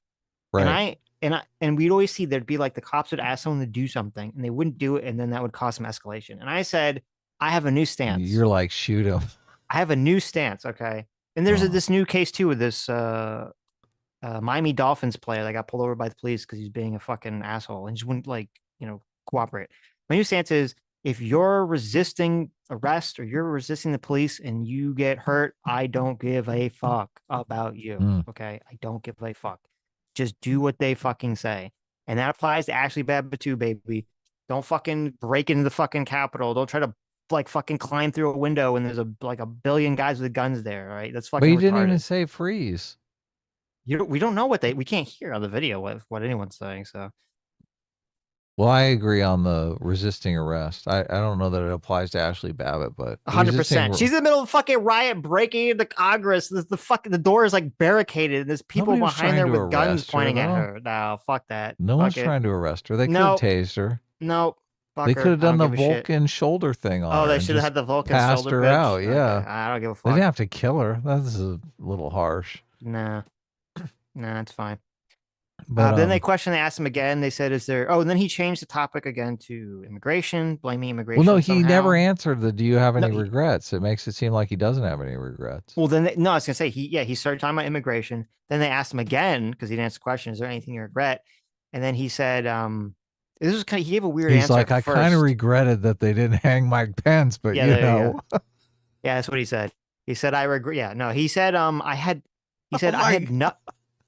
The way he described this is strange. He said, I had nothing to do with it other than they told me to make a speech. Oh, And yeah, I was like, yeah. Who's they? What do you mean they told you to Stop make the a steal speech? people. Oh, Look, the Stop the Steal people He's organized still the it. president. Like, what do you mean they told you to make a speech? You get to decide whether you make a speech or not. What the fuck? It was just No it was way. a weird answer. They I don't know. organized it. The Stop the Steal people organized it. Yeah, but That when you're was the it. president, it seems pretty fucking soy to be like, well, they told me to make a speech, so I did. I'm like, you're the fucking president. Like, what are you talking about? That was in the fact checkers. They had something about the standing. Because I remember when all anyone ever talked about was standing on the court cases. Right. And he actually said that they didn't have standing, and the guy was like, "Oh yeah, you had some standing." Where's But it's weird because then The second part of it, which I thought was a better part, even though it has nothing, he didn't answer the question about regret anything, was he Look at just this. he just shifted responsibility to, he said, like, I told the mayor, I told Nancy Pelosi that I wanted to give 10,000 National Guards and they didn't want it, so it's their fault. I was like, okay, that's better. I don't know why you opened it with this, like, they told me to make a speech thing. So NBC News fact check. yeah. Did Trump's election cases fail on standing? Verdict. False. Look, Nick Rekieta all the time would say that they failed on standing. There were some that failed on standing and there were some that wasn't. So then that's not false. It's not 100% false. No, I believe most of them failed on standing. So No judge looked at it, they said. Trump falsely claimed that more than 50 lawsuits brought by supporters claiming widespread fraud were rejected by judges because the president did not have legal standing. The majority of the lawsuits were rejected because of a lack of evidence of voter fraud, a finding that Attorney General William Barr supported. Well, that doesn't matter. That's why they hate William Barr right there. Look, he didn't play along. he didn't play along. Judges in Georgia, Wisconsin, Pennsylvania rejected the claims of widespread voter fraud. The Supreme Court rejected Trump's appeal due to lack of standing. Look at that. They rejected the appeal. There's extensive proof that the 2020 election was not marred by fraud. Well, That's true. the fact check. So Right. Okay, so then, but again, Kamala, so he's kind of going off on the whole thing. Like, this is January 6th stuff. Okay. This Mhm. should be Kamala's time to shine, right? To shove January 6th down his fucking throat, to be like, fuck you. You tried to steal. You tried to get Mike Pence to throw out the votes of half the country. You orange fuck, right? Like, this should have been Kamala's, like, fucking dunk on break the backboard NBA Jam style flaming basketball on Donald Trump. And again, she fucked it up. Totally. Oh, no. Because so her response to all this was, I was there. I was there on the day that president incited a violent mob. And she starts talking about, like, I was hiding with AOC in the closet. yeah, I thought that was my exact thought process when she said it, right? She didn't say that. She did not say that. But I thought it. I thought it too. Yeah. But no, but she's like starts to talk about, like, how the people invaded, like, the sanctity of the space of the Capitol. And I was like, my goodness. what the fuck? Are you for real? Like, no one gives a shit about that. Like, get out of here with this. So, but then here's the moment. Then she kind of pivoted again to your favorite, the fine people. I know. To attack our nation's capital, to desecrate our nation's capital. On that day, 140 law enforcement officers were injured, and some died. And understand, the former president has been indicted and impeached for exactly that reason. But this is not an isolated situation. Let's remember Charlottesville, where there was a mob of people carrying tiki torches, spewing anti-Semitic hate. And what did the president then at the time say? There were fine people on each side. Let's remember that when it came to the Proud Boys, a militia, the former president said, stand back and stand by. So for everyone watching who remembers what January 6th was, I say, we don't have to go back. Let's not go back. We're not going back. It's time to turn the page. And that was like her catchphrase. She said it like 20 times. It's time to turn the page. I don't like it. I know. She's in office right now. I'm like, you're running for Biden's second term. Your plan is literally copy pasted from Biden's. That's true. Well, but I just like time to turn the page. Like, that's not a good slogan. Right. Time to turn the page. Come on. Time to slam the door on the past. Right. if that was a bridge too far for you, well, there is a place in our campaign for you to stand for country, to stand for our democracy, to stand. See, because I think the concept here she's trying to invoke is actually a good way to handle it. I just think she's a bad politician and bad with rhetoric, because she's trying to say oh, if you saw January 6th and you're like, that's fucked up, even if you're not like a normal Democrat voter, you should stand, there's a place for you, in my campaign, right? Like that's what she's trying to say. And I think that is like a good, compelling argument for independents and swing voters and all those people. But she's just not a good politician. She just can't bring the energy, can't bring the vibes. Yeah, it sounds like a Scientologist trying to induct me into her cult. Well, you're biased because I'm of her SoCal accent, so I'm not buying. I'm not buying what she's selling. Look, on my, and I try to do a general vibe check all the way through, just thinking, the central casting question. Mhm. Will Americans vote for this person as a president? Can people see this person as like a president of the United States? Well, if that's the determination, then no. Okay, I'm not look, confident that will be the determination. But my vibe check was exactly the same all the Yeah. way through. All the way through, I thought, this is just not president material here. no. Yeah. And look, No. and it's not the woman thing. I mean, there are plenty of women that I think seem more presidential than Kamala Harris. So Right. yeah. Yeah, Stand she for- seems weak. She seems very weak. Yeah, she seemed very, in my opinion, she seemed kind of blessed, kind of weak, kind of perform like it felt too fake. Like she has a very politician-y vibe to her. Yeah. So Inauthentic. right. When Trump, even though he'll like say a bunch of things that are just complete lies, his bluster vibe comes off as more like authentic. So Well, look, and I don't necessarily think the salesman vibe is too bad. I mean, he's like, people think of that as he's out there selling America. He's out there selling the country. He's out there trying to get a good deal for us. I don't I get mean, yeah, that. like that's how you would interpret it if you're like on Trump's side. I, interpret it as he's just like the snake oil trying to- salesman for himself. He's right. trying. And that's how people that don't like Trump will perceive it. So, but it still He's comes trying to off. hoodwink the American people. Sure, but but even that being said, it still comes off like it's weird because, and I think it's part of Trump's personality because he's been on TV for so long and all this stuff. Like his weird, like kind of like shady salesman vibe still reads as like that's how he is. Like it's kind of like it Oh, it feels is authentic authentic. to Yeah, himself, right? Like if it was someone else, you might be like, oh, this person's like fucking trying to scam me. But since it's Trump and that's the way he's always talked, has always been that like weird kind of like New York sales pitch guy. You're like, oh, well, I mean, it's authentic. Like that's who he is. Yeah, I get a whiff of imposter syndrome from From Kamala. Yeah, I do too. Yeah, I don't 100%. get that from Trump at all. No, he's too confident. He's in the other direction. I Okay. know. But I so- think that's going to mean something. I really do. I'm curious as hell where the polls are going to be in the next few days. I mean, I think Kamala. I think they're either going to kind of be around the same area, or Kamala will go down slightly. I mean, I can't imagine she's going to go up from this debate. Right.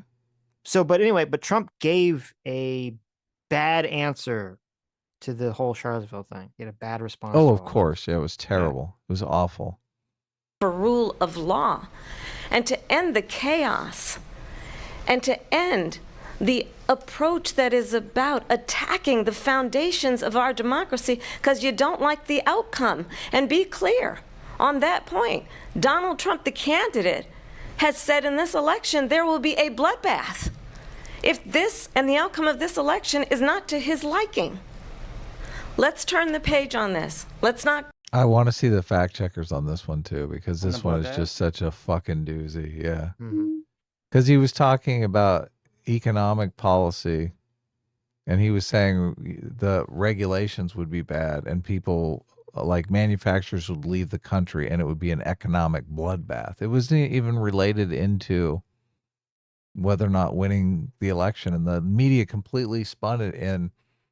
He's saying like his supporters would be out in the streets killing people if he lost. Mm. It was so far out of the context of what was said that I was like, the media has lost their fucking minds. Mhm. Yeah. And now she's repeating it. And Go asked back. his mic is like cut off for the first part of because the mics were cut off in between speaking. So when he's like, when he Oh, I know. responds, you can't even hear like the first part of it. So Yeah, it sucks. Let's chart a course for the future and not go backwards to the past. Let me just follow up here. It was a different term, and it was a term that related to energy because they have destroyed our energy business. That was where Bloodbath was. Also, on Charlottesville, that story has been, as you would say, debunked.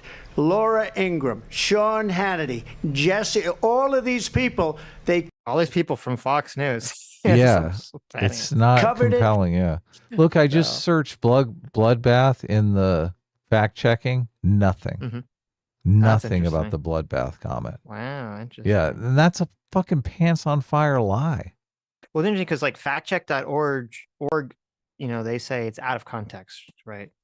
Oh, So they they're saying- did. Okay, okay. Right, but like I'm this only looking at NBC the one- NBC News. Yeah, that doesn't The say it, fucking so. piece of shits. NBC News. They had 500,000 people watching the live stream.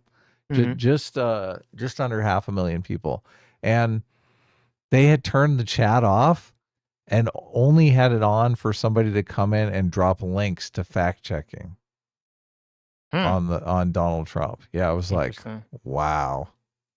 Fucking if they go Big Brother. an extra sentence, they will see it was perfect. It was debunked in almost every newspaper, but they still bring it. Say the goddamn sentence, Trump. Say it. What the fuck? Why won't he do it, Sitch? Why won't he do it? I don't know. It's Say pretty the bad. goddamn sentence. I know. Read I the know. quote. I don't know. It's so weird. It would Yes. all end, but no. And Yep. look, Kamala gets to keep her smug ass fucking look. I know. How does he fuck this up every time? I don't know. As I say, like he has high points and he has like real low points in this debate. He's all over the fucking place. I know. It up just like they bring 2025 up. They bring all of this stuff up. I ask you this: you talk about the Capitol. Why are we allowed? So I just want to say she's done she obviously Kamala Harris practiced this look in a mirror for like 2 weeks straight. Oh my This is God, this is why- the worst look ever. No, wait, hold on. Let me go back. Like just I'm trying to get like a second here. She had it down. Right. Newspaper, but they still bring it up, just like they bring 2025 up. They bring all of this stuff up. I ask you this: you talk. Okay. This is why Kamala Harris didn't have time to do interviews. She was practicing this look in the mirror the entire That time, look? right? This is the look. This is supposed to convey a woman looking on it concerned as an elderly man slips into dementia. That's what the look is supposed to convey. How do you But it's- know that? I mean, I can read the that's look. pretty close. I can read the look. That's what it's supposed to be. But it Dad, doesn't you're really gonna be dead soon. Yeah, exactly. Like just like, oh my God, there's an elderly man yelling at a cloud as his pants are around his ankles, thinking that the cloud stole his wallet, like, but it doesn't really work because like this, like when he was talking about like eating dogs, maybe that's when the look works, but she did it like every fucking like response. And it doesn't work unless he's like doing something that would merit the response. It loses its power. Trump is totally coherent. I know. That's what I'm The saying. It doesn't people- work. Yeah, the people who are trying to make it seem like he doesn't know what he's talking about are just crazy. He had that one response that I admit was kind of like terrible on the child care that they're trying to spin up. I think they even brought it up in the debate. They tried to spin this response into like him having dementia or something when it was just What was the childcare? What do you? I don't. it's you some talking about? economic summit. Some lady asked him about, what he's going to do for childcare. Childcare is Mhm. too expensive. Yeah. And he just basically tries to politician, run out the clock, say a bunch of nonsense and just get through the question, right? But they're trying to spin it as, oh my God, he had like a brain aneurysm or something. Oh, okay. Yeah. But it's just, I mean, it's not a good answer. Those And- videos get like 1 million views if you're like David Pacman or any of these other. But this was like ABC or CBS or something Well, like they want to that. get I 1 mean, million it's- views too. Obviously, I know. they're I looking. guess they're okay. trying to stay in business, aren't they? Right. That old Talk about- legacy media. Yep. The Capitol. Why are we allowing these millions of people to come through on the southern border? How come she's not? No, Trump. Every question doesn't have to go back to immigration. We're talking about January 6th. Somehow we're talking about immigration now. Like literally almost every answer, he'd be like, "They're letting in people from the border." It's like Enough, Jesus enough Christ. about the neo-Nazis. Let's talk about the border. I know.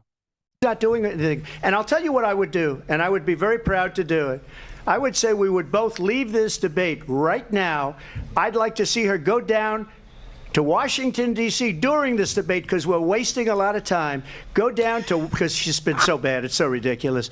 Go down to Washington, D.C. and let her sign a bill to close up the border, because they have the right to do it. They don't need bills. They have. Okay, this is very confused here. Did you hear that? He Right. said she should go down to DC to sign a bill, but then he says they don't need bills. Well, he means an executive order. Is that but okay? But he he's says it messing like up. he repeats. Yeah, he totally flubs it because he says it. He repeats it like 3 times and he keeps saying it wrong. She's not the executive, so she can't sign the Why not executive Biden? order. Yeah, she means but Biden. Yeah. Because she's been so bad, it's so ridiculous. Go down to Washington, D.C. and let her sign a bill to close up the border, because they have the right to do it. They don't need bills. They have the right to do it. The President of the United States, you'll get him out of bed, you'll wake him up at 4 o'clock in the afternoon, you'll say, come on down to the office, let's sign a bill. If he signs. Did you get that? Wake him up at 4 o'clock. That in was the a good afternoon. line. Yeah, that was a good line. Yeah. Time to get up, Grandpa. Signs a bill that the border is closed. All he has to do is say it to the Border Patrol, who are phenomenal.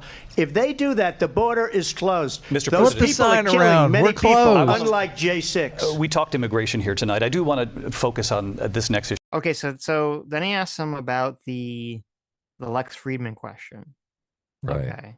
So he says, you said you lost by a whisker. Do you acknowledge that you lost the election? Falsely claimed that you won. Oh, you love this answer, don't you, Sitch? You It's so fucking bad. love this answer. So bad. Oh my no, God. you love it. So bad. Where's the fact check? They're Where's gonna Scott Adams? Where's Scott Adams screaming tomorrow? Ah, they're gonna fact check. you are Trump joking? What are you Trump talking about? was not being sarcastic. this Remember? is completely dishonest. Remember when like Scott Adams spent like a year like Oh yeah, I do. explaining how The bleach thing. the Yep. injected bleach thing, he was really talking about light. It wasn't bleach, it was light, it was light, it was light. Oh my God, is light, it was light, it was light. And then finally when Trump is asked that question during the debate with Biden, like, why did you tell people to inject bleach? And Trump was like, I was joking. I Adams know. was like, no. I was being He like had a sarcastic. fucking meltdown. We've discovered though that this is Trump's out for everything. Yes. Like he just says, "Look, I was being sarcastic." Yes. Like he could tell some touching story about some family and it could come back to bite him and be like, "Oh, I was just being sarcastic." Joke, right? Yeah. It was a This into joke. focus, truth in these times that we're living in. Mr. President, for 3.5 years after you lost the 2020 election, you repeatedly falsely claimed that you won, many times saying you won in a landslide.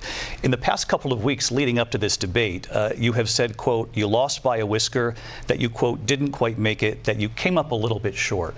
I said that? Are you now acknowledging that Yeah, he's confused. I said that. I said He's that. like, Oh, okay. Who when did told- I that's say news that? to me, right? Yeah. you lost in No, I 2020? don't acknowledge that at all. But I you said did that say that. sarcastically. You But know those- that. It was said, oh, we lost by a whisker. That was said sarcastically.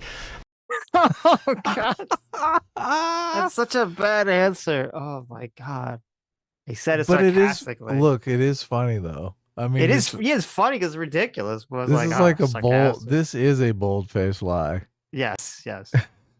Where's? I want to go to the host who's like, Oh my! okay. God, look at that face on Yeah, Kamala. like Kamala. She's yeah, like, that- what? She's like sucking a lemon when she heard the sarcastic. She's like, oh Yeah. my God. That's like the That's- contemplative face. The what? Right. Sarcastic. And that's why they're allowing them to come into our country. I did watch all of these pieces of video. I didn't detect the sarcasm, lost by a whisker. We didn't quite make it. And we should He's like, I didn't detect the sarcasm. He's like, I don't know what you're talking about. The detect the sarcasm. The media just hates his guts. know, They I know. do. They do. Right. This guy's like, yeah, right, buddy. Sarcasm. Oh, and then after that, so then they gave Kamala like the most softball question, because they asked her some pretty hard questions. You know, asked her about flip flopping and other stuff earlier, but now they gave her the most softball questions. They're like, Kamala, I don't know if you saw this, but Donald Trump posted some fucking crazy shit on Twitter where he said he's gonna arrest everybody if he wins the Oh, election. I know. They pulled up the shit we were reading. Yes. Yes. How do you respond to the fact that Donald Trump's a fucking maniac? I can't believe that. Right. The weaponizing of the DOJ. We read that stuff on the live stream. I'm like, I can't. If you would have said this is going to be in the presidential debate, I would have laughed in your face. Well, no, see, if you had told me it was going to be in the debate and they would ask Trump to like, what the fuck's up with this fucked up tweet, I'd say, yeah, that makes sense, right? I didn't think they'd like ask it like as a softball to Kamala. Oh, They'd, yeah. like, respond to how fucked up Donald Trump is. And actually, she didn't fuck it up. She actually gave a good response for once. Oh my God, it's a fucking Kamala Christmas miracle. She actually Look, gave a good everyone's response. tuned out by now. We're like 53 guess. minutes into this debate. Yeah, probably. So, but here, let me play it for a second. Prison sentences. One of your campaign's top lawyers responded saying, "We won't let Donald Trump intimidate us. We won't let him suppress the vote." Is that what you believe he's trying to do here? Donald Trump was fired by 81 million people. So let's be clear about that. And clearly he is having a very difficult time processing that. That's a good fucking framing. Donald Trump was fired by 81 million people. I'm kind of surprised that hasn't been like the framing from the beginning, because that's a good one. I mean, I don't think he's really processed it yet, to be honest with you. No, he has not processed it yet. That's what makes it good. He has having trouble processing that. Yeah. He's being sarcastic about losing. Right. But we cannot afford to have a president of the United States who attempts, as he did in the past, to upend the will of the voters in a free and fair election. And I'm going to tell you that I have traveled the world as Vice President of the United States, and world leaders are laughing at Donald Trump. I have talked with military leaders, some of whom worked with you, and they say you're a disgrace. Ooh. And when you then talk in this way in a presidential debate and deny what over and over again are court cases you have lost because you did in fact lose that election, it leads one to believe that perhaps we do not have in the candidate to my right the temperament or the ability to not be confused about fact. That's deeply troubling, and the American people deserve better. I knew you were going to love that fucking answer, Sitch. It was a good answer. It was a good answer. It was a good. As soon as I heard it, I was like, Sitch is loving this right The end here. The end part was kind of whatever, but the first part, the Trump was fired by 81 million people, and he's had trouble processing that, and he's a disgrace. Those are good zingers. Well, and like confused by the facts. It's like, right. That's not a good place to be, right? No. Okay. Like, and then Trump's response to this is so stupidly bad. It's bad. It's really bad. Okay. So she just said Donald Trump fucking got fired. He's a loser. Everyone's laughing at him. No one respects him, right? So you're like, okay, what's Trump's response? He's in a cope spiral. Right. Yeah, he's in a total cope spiral. What's Trump going to fire back to the cope spiral accusation? Okay. I'll give you 1 minute to respond, Mr. President. Let me just say about world leaders. Viktor Orban, one of the most respected men, they call him a strong man. He's a tough person, smart. Prime Minister of Hungary. They said, why is the whole world blowing up? 3 years ago it wasn't. Why is it blowing up? He said, because you need Trump back as president. Okay, so the response the response to this is like Viktor Orban, the guy that they say is a fucking fascist. He says you need me back as president. I was like, Trump, what are you doing? It's even worse because it appears he doesn't know why they call Viktor Orban a strongman. Right. He's like, they're just complimenting him. I know. I mean, I was like, okay. Look at oh my God. Did you catch Kamala's eyebrow raise? Yes. Watch when he brought up Viktor Orban. Watch the response here that Kamala does. It's pretty crazy. They said, why is the whole world blowing up? 3 years ago it wasn't. Why is it blowing up? He said, because you need Trump back as president. They were. You see that little whoa. I did. Yeah, the disbelief. Whoa. The disbelief. We're afraid of him. China was afraid. And I don't. as soon as he said Viktor Orban, I was like, oh my God, is he for real? Like he's gonna bring up the Viktor Orban endorsement. I don't think that's the good one to bring Well, up. Trump. thankfully for Trump, most Americans have no idea who Viktor Orban is. So I guess yeah, that's true. Yeah. he didn't Okay. say like Mussolini or Right, like right. Chairman Mao. Okay, so the next question, which is gonna get all the Hassans fucking, they're gonna get fucking shitting and pissing blood for a week. Oh yeah, the The Israel Israel stuff. Oh question, yeah. yes. Oh yeah. They asked Kamala, how would you break the stalemate? Well, obviously she had no answer to this question at all. And she just said everything that she's said exactly from her campaign speech, which will piss off the leftists. She said, we need to understand how we got here. October 7th, music concert attacked, women were raped. Uh-oh, don't tell the far left this. Yeah, watch out. Then she said Israel has a right to defend itself. But then, she did say, however, how they defend themselves matters. Too many innocent Palestinians have died. We will work around the clock to get a ceasefire deal and two-state solution. So, okay, it's not really answering how you would break the stalemate. She's just going to say she is. And then she says that she will always give Israel the means to defend itself, especially from Iran. So obviously not talking about stopping any weapon shipments. And then ended it with your identity politics. The Palestinians need a two-state solution where they have dignity. Oh yeah, you Yes. noticed I noticed. And the and then, dignity. the dignity, yes. And then Trump responded, also didn't answer the question about how he would break the stalemate because no one fucking answers this question. And he says, if I were president, he says the same thing he always says. If I was president, it wouldn't have happened. None of it would have ever happened. Putin would have gone into Ukraine. Israel wouldn't have had the October 7th attack. Everyone would just be the best friends because everyone was so terrified of me, Donald Trump. Yeah, lucky for us. Right. If I win, we'll be in a different timeline where it Yeah, never right. happened. Right. We're going the multiverse route. Yes, exactly. So, let's see. And then he said, it was kind of interesting. He said, if Kamala wins, there won't be an Israel anymore in 2 years. Israel won't exist. I know. She And said, he tries Kamala, to take it back. He actually, yes. he's like, oh, maybe I shouldn't have said that. For a second, he has like a moment of sanity. But he keeps going because then he's like Israel hate. She's like, Kamala hates Israel. There won't be an Israel, but Kamala also hates the Arab population too. He hates both of them. She hates all sides. I said there's fine people on both sides. She says it's bad people on both sides. That's what he should have said. Oh, that's great. That would have been good. That would have been good. But no, he says Kamala's going to have the whole place get blown up.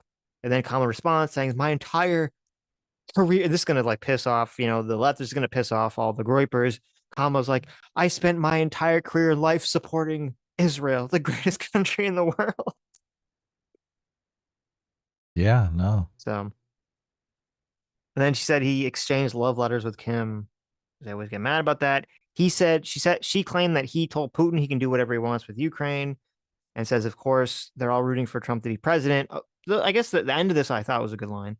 It's something that you kind of brought up in was it the McMaster book or the Bolton book? They're rooting for Trump to be president because they know they can manipulate him with flattery and favors. Talking about Putin, Yeah, Xi, Bolton and said Kim that. Jong. Yeah.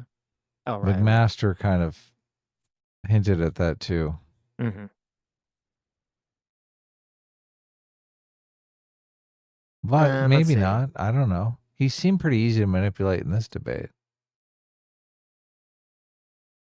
Like, I don't know. I think if Kim went in there and just told him, oh my God, your crowd sizes are amazing. Mm-hmm. He'd be like, what do you need?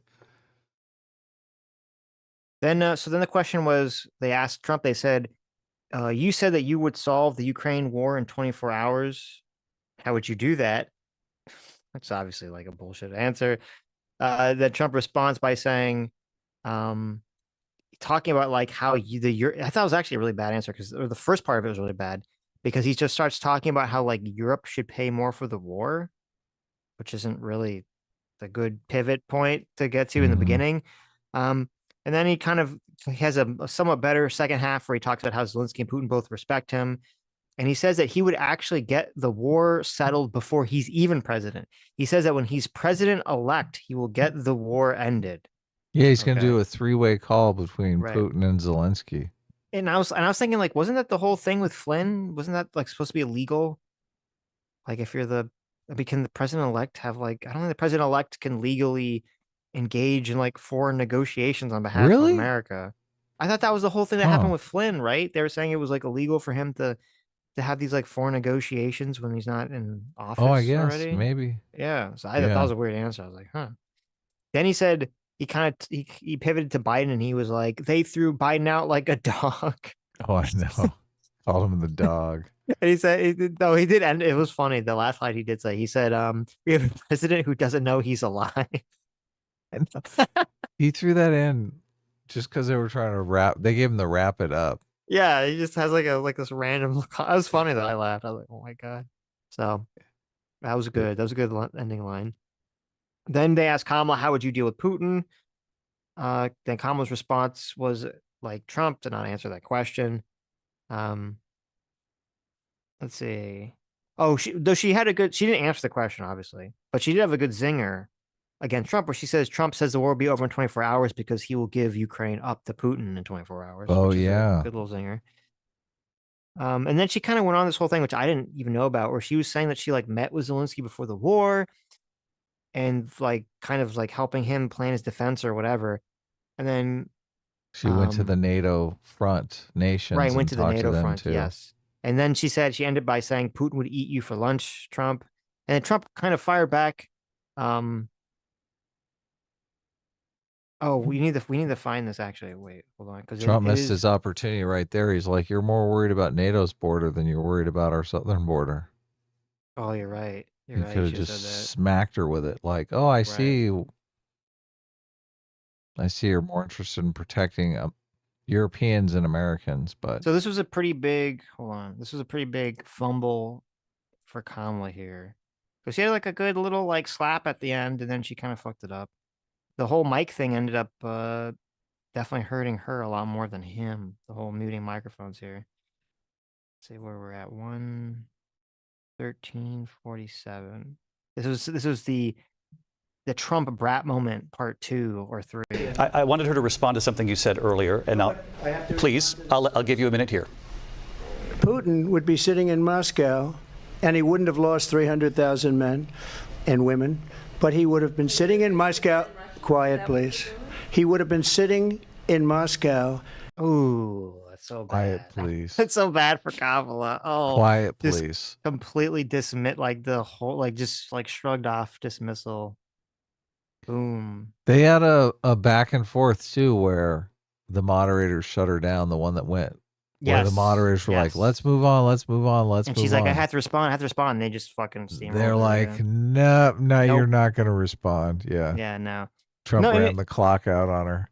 Yep. And actually, and I don't know why she kept doing this, because then Trump kind of starts talking, and at first, like, he gives this first half an answer. It's really shitty about like Putin has nuclear weapons. People don't want to talk about Putin has nuclear weapons. I'm like, okay, this is all lame. But then the second half of his answer was actually good, where he threw back the fact that she went to talk to Zelensky in her face, saying like they sent her to go negotiate for peace, and 3 days later the war started. So because everything she does is weak and stupid, and she's a terrible negotiator. I was like, oh, okay, it's a pretty good counter punch right there.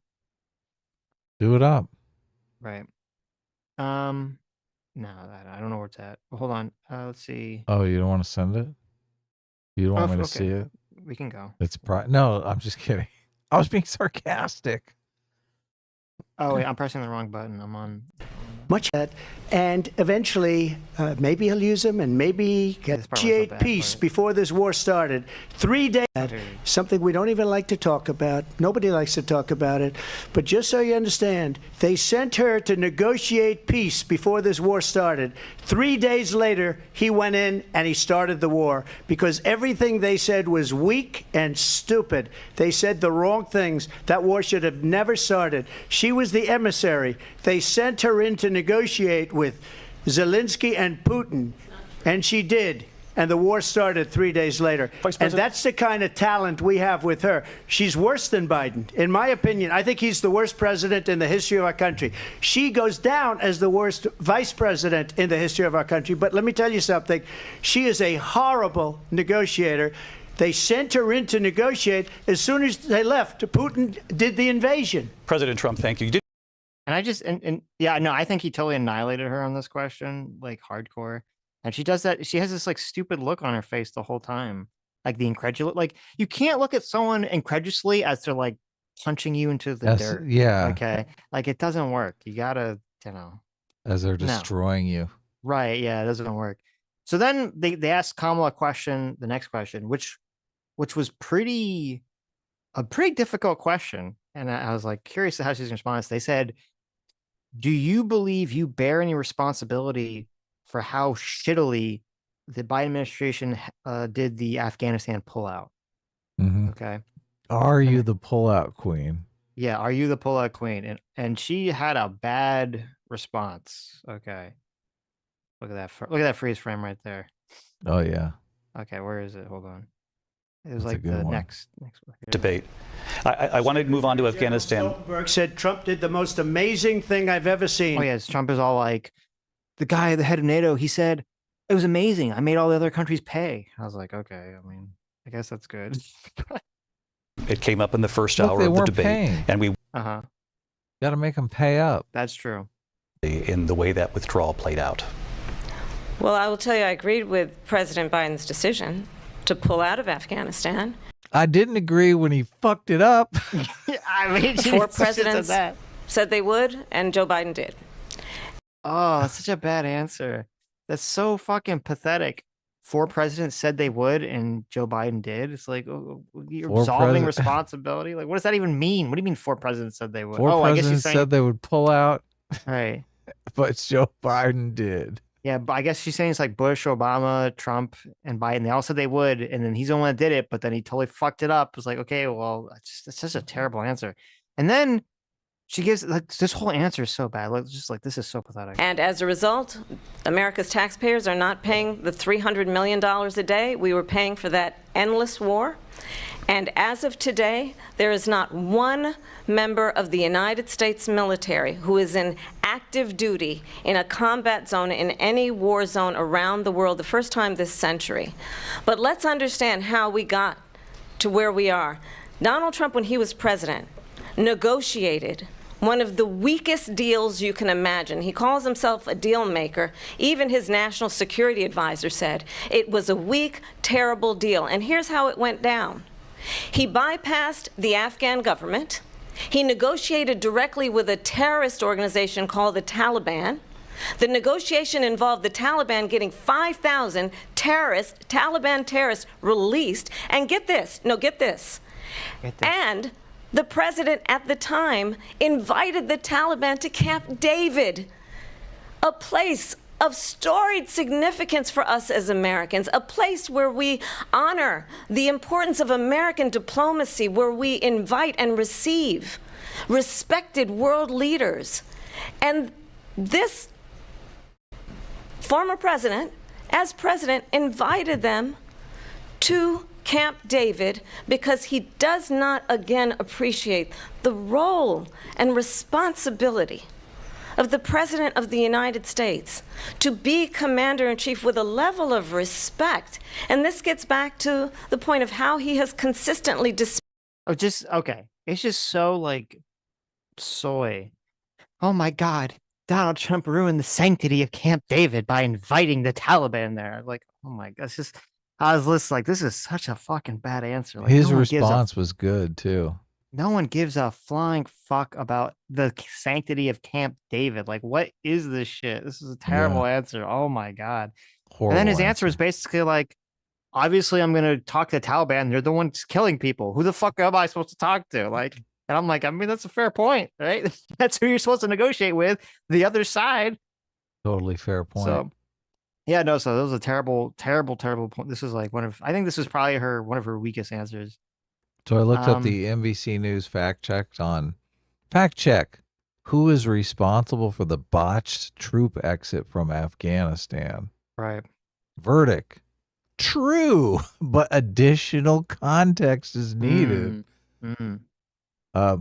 It's true. No, It's true that no one in the Biden administration was held accountable for the final withdrawal of troops from Afghanistan in August 2021, a chaotic event that resulted in 13 deaths. But Trump and Biden share responsibility for the withdrawal and its consequences. Right. What the fuck, NBC? How are they blaming Trump for the botched pullout? He wasn't even president. The argument, which I think is a weak argument, but the argument they make is that like the timetable or the original deal or the time scale that Biden agreed to was like the deal that Trump had. So he was just following the original deal, which is kind of weak because like, okay, number one, like you're still the president at the time.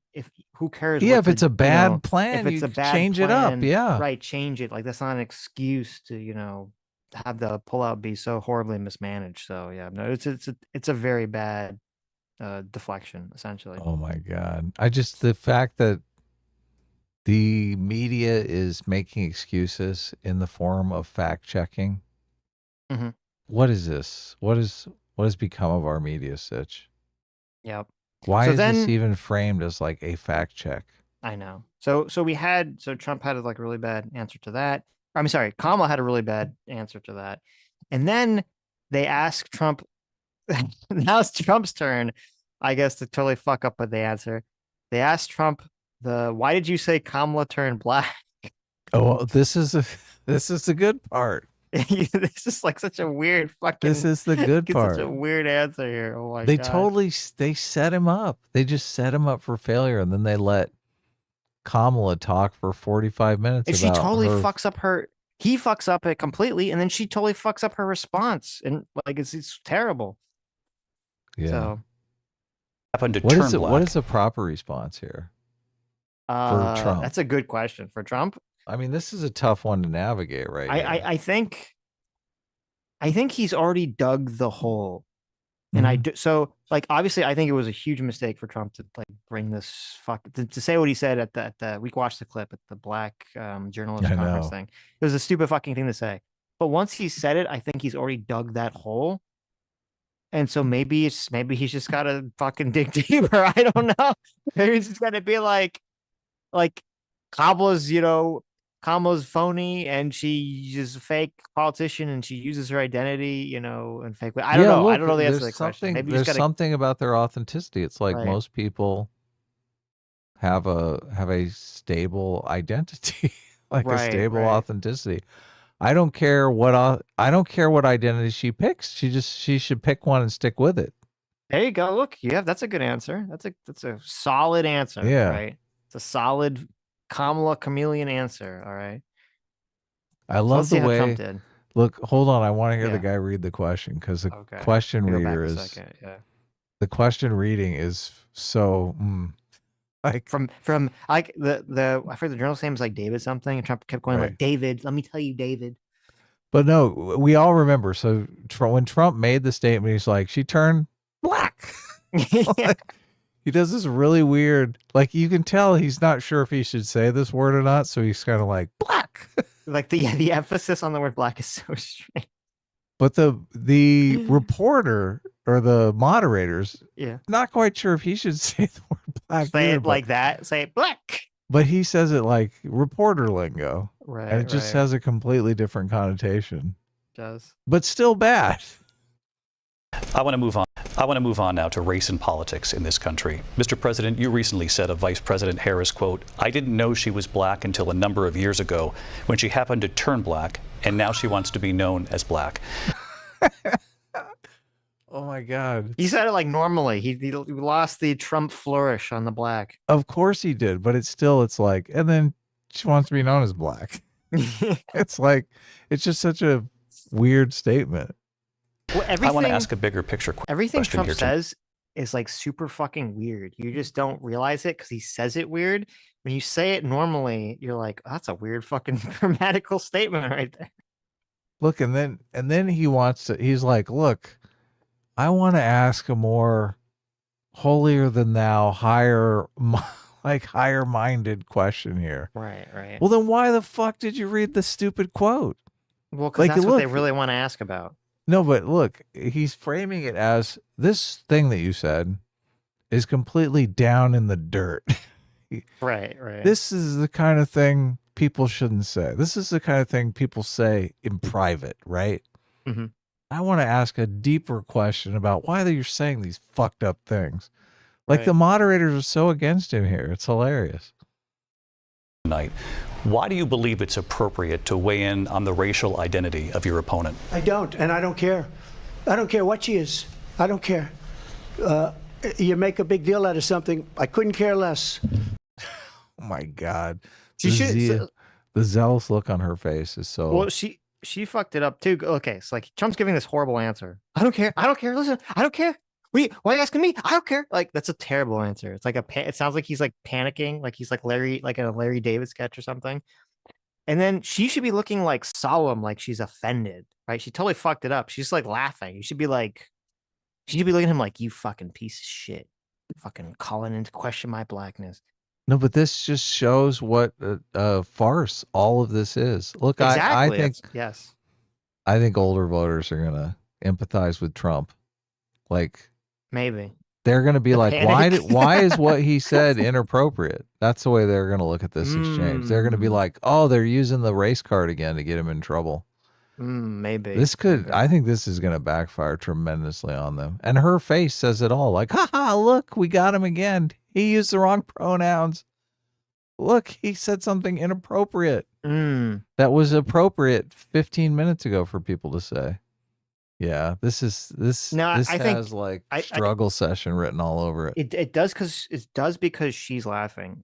If she was looking solemn, I think it would have been better for her. Oh, of course. Like he'd Trump actually done something wrong. Right. Yeah, exactly. Because you're right. It just looks like she's like just mocking the fact that he's floundering, which I mean she is, but you don't want it to be so obvious that's what she's doing. And he should have had like a much better answer, like you were saying. Like she's a chameleon. Pick one. Just pick one, right? Yeah. Look, you want to be Indian American? That's fine. You want to be African American? That's fine. You want to be just mixed pick. Black? Yeah. But you just want saying, to be one on? Are you race fluid? Right. Is that what you're going for here? Yes. The race Whatever she wants to be is okay with me. But those were your words, so I don't know. I mean, all I can say is yeah. This gets even worse. Those were your words. I don't know. What do you mean you don't know? What the fuck? Those are your words. What are you talking about? You make a big deal out of something. I couldn't care less. This is gonna be one of the clips you're gonna see like everyone posts on the media. Is this? I don't know. Whatever she wants to be is okay with me.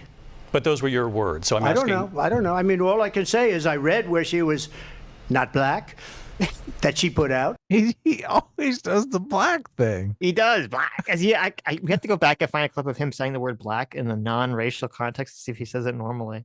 Because this is like a weird word he just can't say properly for some reason. Look at her. She's so gleeful over this. She fucked it all up. She totally fucked it up. This is straight identity politics. This is the shit people hate. Yep. And she's just like milking it. Yep. He's like, oh yeah, look. I'm a black woman and you don't know what to do now. You done crossed the wrong black woman. Mm-hmm. I don't think this looks good. The internet left is going to eat this up because they're going to be like, oh my God. Of course they are, but they're voting for Kamala already. Yeah, I know. They're voting for Kamala already. Look, the low information voter that is sick of dealing with this shit at work is going to side with Trump. They're going to be like, oh, you think I want the people at work pulling this with me when Kamala Harris is president? Right. Oh my God, you disrespected the president. Right. No, this goes to Trump. This definitely works in Trump's favor. I think. It's kind of hilarious because he gave such a bad answer, and then she's making it work. Yeah, but people can empathize with that bad answer. I know what I'm saying because of her. How many people give the correct answer for this? No one. Not many. There is no right answer for this. This is the right answer was trap. the right answer was to not play the game in the first place, was not to make the statement, right? Yeah, people are sick of that. People want to go back to a time when you could have reasonable conversations about race without being called a racist. People are done with this shit. I agree with you. I don't think the original answer he gave was not that, though. I don't know why I don't think you should impart it. Yeah, the whole weird she's not black thing for him to bring up in the first place, Right. No. which wasn't even true. Okay. I just, this is so, it's just, the whole time I was watching it, I was thinking, this is the wrong tact. I agree with you 1,000%. Right. Kamala's handling of this is abhorrent. And I'll say that. And then I read that she was black, and that's okay. Either one was okay with me. That's up to her. That's up to her. Vice President Harris, your thoughts on this? Okay, so she just got like the easiest layup of all time, right? Oh, the Yeah. moderator's holding him for her. Oh, you want to Right. punch him in the mouth? Here, Right. let me hold him. And she just totally fucks it up, like 100%. Right. I think it's, I mean, honestly, I think it's a tragedy that we have someone who wants to be president who has consistently, over the course of his career, attempted to use race to divide the American people. You know, I do believe that the vast majority of us know that we have so much more in common than what separates us, and we don't want this kind of approach that is just constantly trying to divide us, and especially by race. And let's remember how Donald Trump started. He was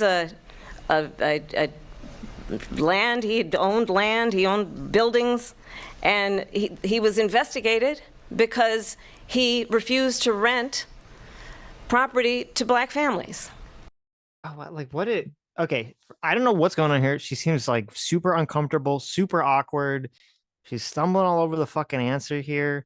How did you not know this was not gonna come up in the debate? Like, we all remember he owned places and he wouldn't let black people live there. I was like, oh my, what is happening with this? This is so bad. Jesus. She really fucked this up. She was the greatest joke in the chat. What Black was that? Indian and a woman. Pick a struggle already. There you go. There you go. Exactly. Okay, then she continues. She talked about the Central Park Five, the Obama birtherism. So I thought it was interesting how uncomfortable she was. I feel almost like she's trying to do. This is what I think is going on in Kamala's head. I think she's on one hand trying to do an Obama impression, and on the other hand trying to remember whatever line she practiced for this answer, and they're like conflicting, because like the Obama answer would be better than whatever the fuck she practiced, and so it's like her brain is like trying to go in two different directions at once, and so then she just can't have an answer at all, and she's just stumbling. That's what it feels as like to someone me. who has had trouble recalling things, Right. I'm trying to remember. I feel her Right. pain a little bit. So Okay, so then we had that part after, so This- this kind of goes on back and forth. look, she goes on for a long Oh ass yeah, time and I'm not here. gonna play the whole answer. And it it's is boring. definitely Yeah. like diving into, I don't know, she does put the thumb screws to Trump. She talks about the birtherism stuff, which I find uncomfortable. Right. She talks about the Central Park Five, which I don't think is like a really fair thing, because they did confess. And look, Trump does a great job of defending himself. At the time, they confessed. Supposedly, they got taken on by the Innocence Project and were found innocent later. But Well, my It's been understanding of the contested, Central Park so. 5 thing was that the argument is that they confessed to, I think, rape, and then it was like, well, no, they didn't actually rape, maybe, but they like still were involved with like beating someone up or robbing them. So it's like, well, Yes. congratulations, right? You didn't do like one of Yes. the bad things, so you did some of the other. So I don't know, the whole thing. So it seems kind of like a bad thing for Kamala to even bring up the Central Park 5 in the first place. But Kamala calls him innocent, though. yes. Which is, Well, that's like the meme. There's like this weird meme that's like exists about the Central Park 5 that seems to be completely untrue. At least my understanding of the yes, fact that they were actually guilty innocent, of I other think, is crimes, like yes. well, here it'll be on the fact checkers, right? The fact checkers will Yeah, get I'm right sure, down I'm to sure, it. Yeah, right. no, they won't. Obviously not. Okay, so they kind of go back and forth. Then there's that moment you were talking about where Kamala's like, I had to respond to what Trump said. It was about she wants to confiscate guns. And she keeps saying it, and then the hosts just talk over her. Don't let her respond. So she looks super weak again at that moment. Oh yeah. Then they asked Trump, "Do you have a plan to repeal and replace Obamacare?" Because he'd been saying he's going to do that for fucking 8 years.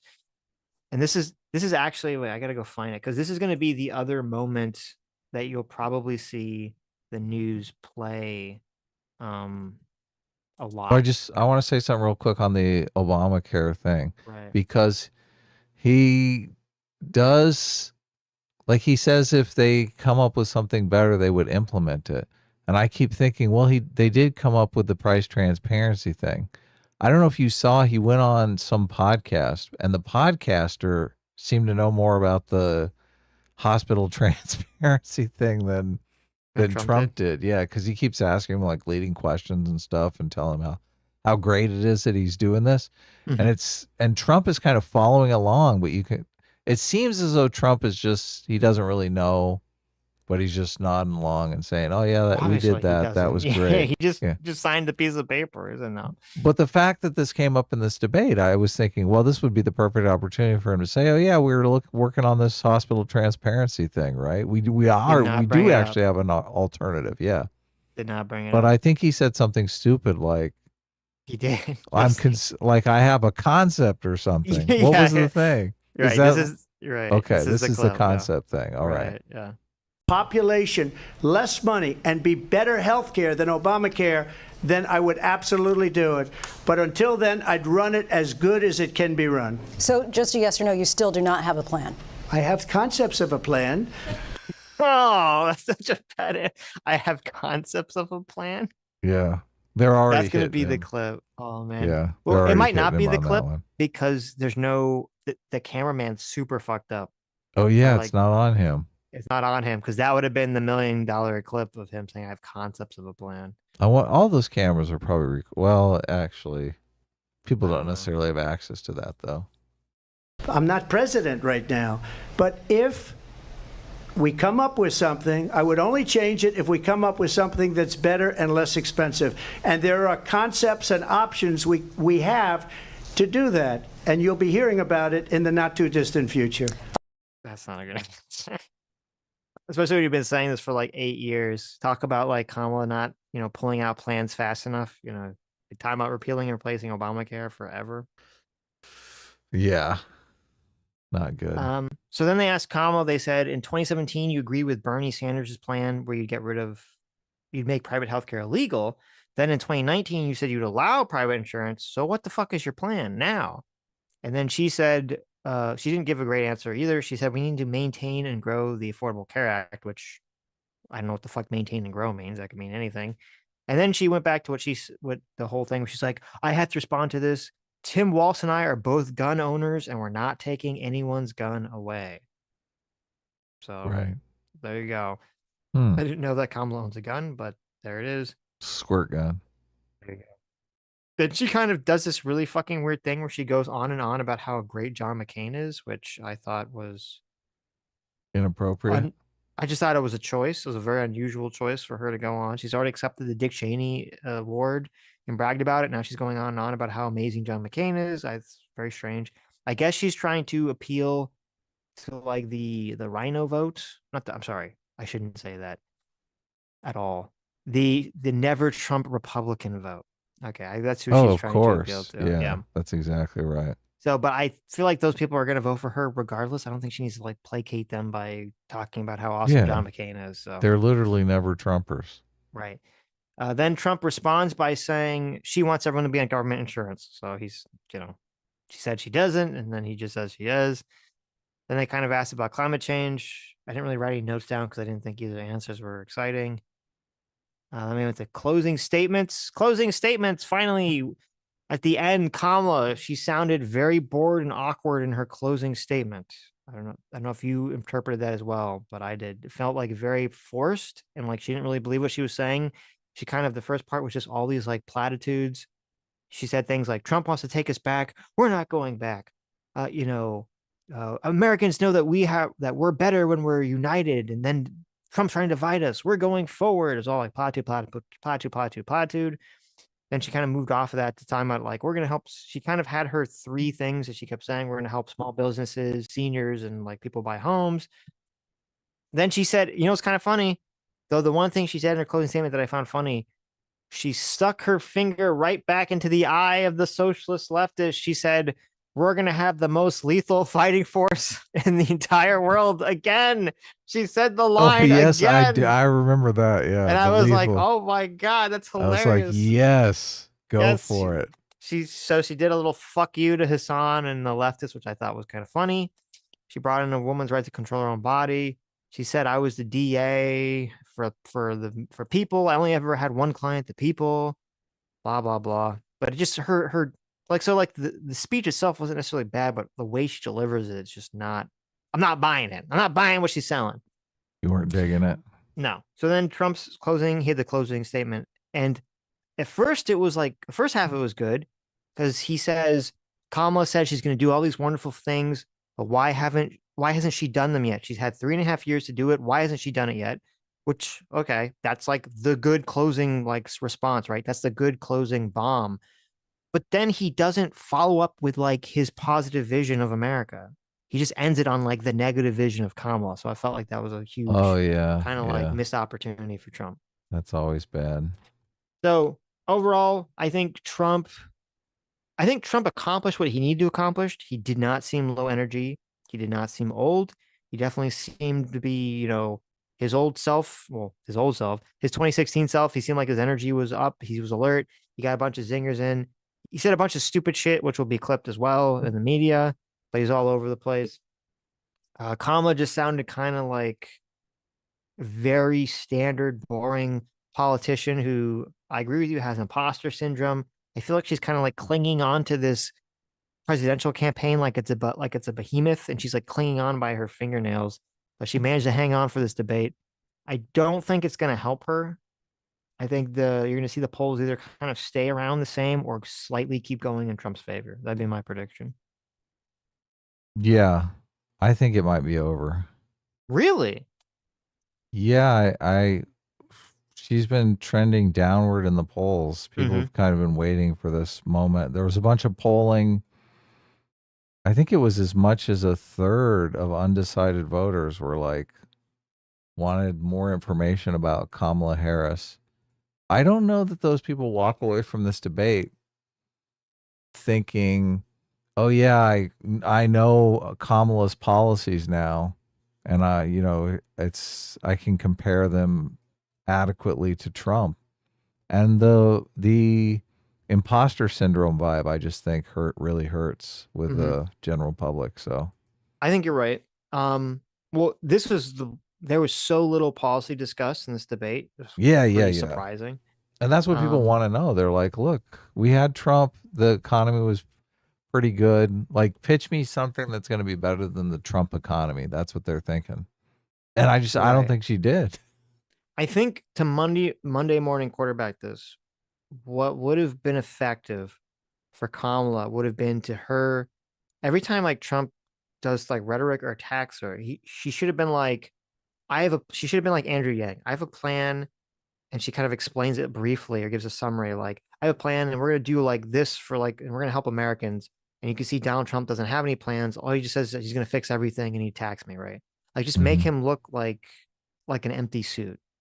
But she just looks like an empty suit, and she's like kind of playing his game of rhetoric and just losing it completely. Yeah, that's exactly right. Yeah. She's trying to do the vague, strong bluster, but I think that's part of the reason why it comes off as imposter syndrome. Right. Because she literally is an imposter. Well, no, because like Trump does the vague, strong bluster, but he sells it. Like he has the Well, confidence it's to sell him. it. Yeah, it's completely authentic on him. Mm, I don't think it's authentic on her, though. right. So, okay. So there it was. Will there be I don't listen. another I don't think debate? I'm not going to say it's over for Kamala yet, but I do think this is going to continue her downward trend. She's going to have to, I think she's going to have to do something to Look, correct. I was going to say the exact same thing. I was going to say, okay, just assume I'm right for a second and the downward slide continues. What does she do to turn this around? She's obviously like terrified to go talk to reporters and actually start doing regular interviews.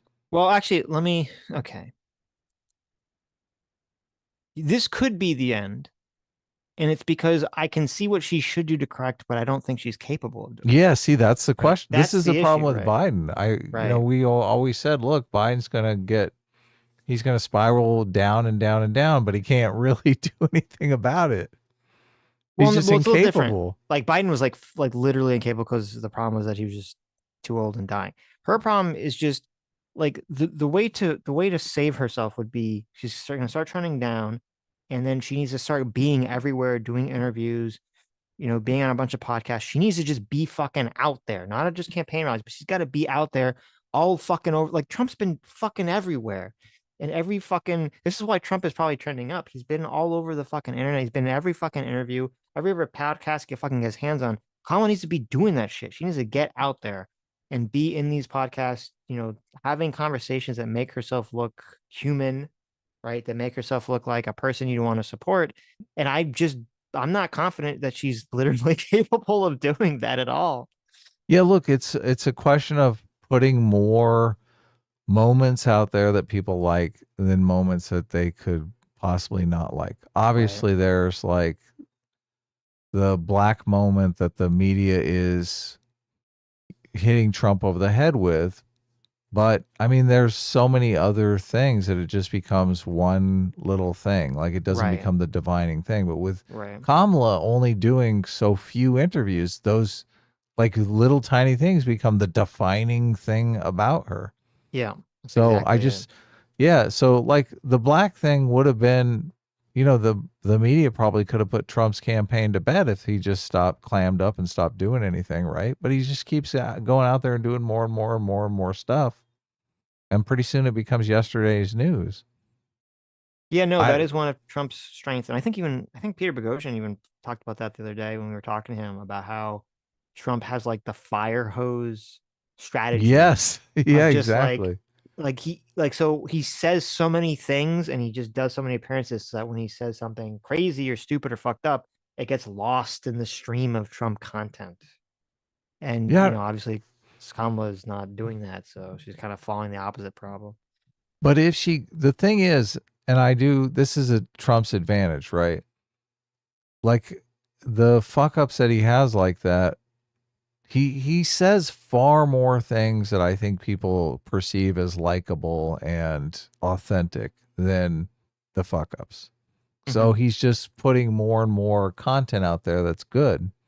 I don't know that Kamala can do that. I think maybe Kamala has an inauthenticity problem, and that's why she's not doing this, because if 80% of the moments she puts out in the world are just like people don't like and only 20% are good, then the right strategy is to clam up and not do any interviews.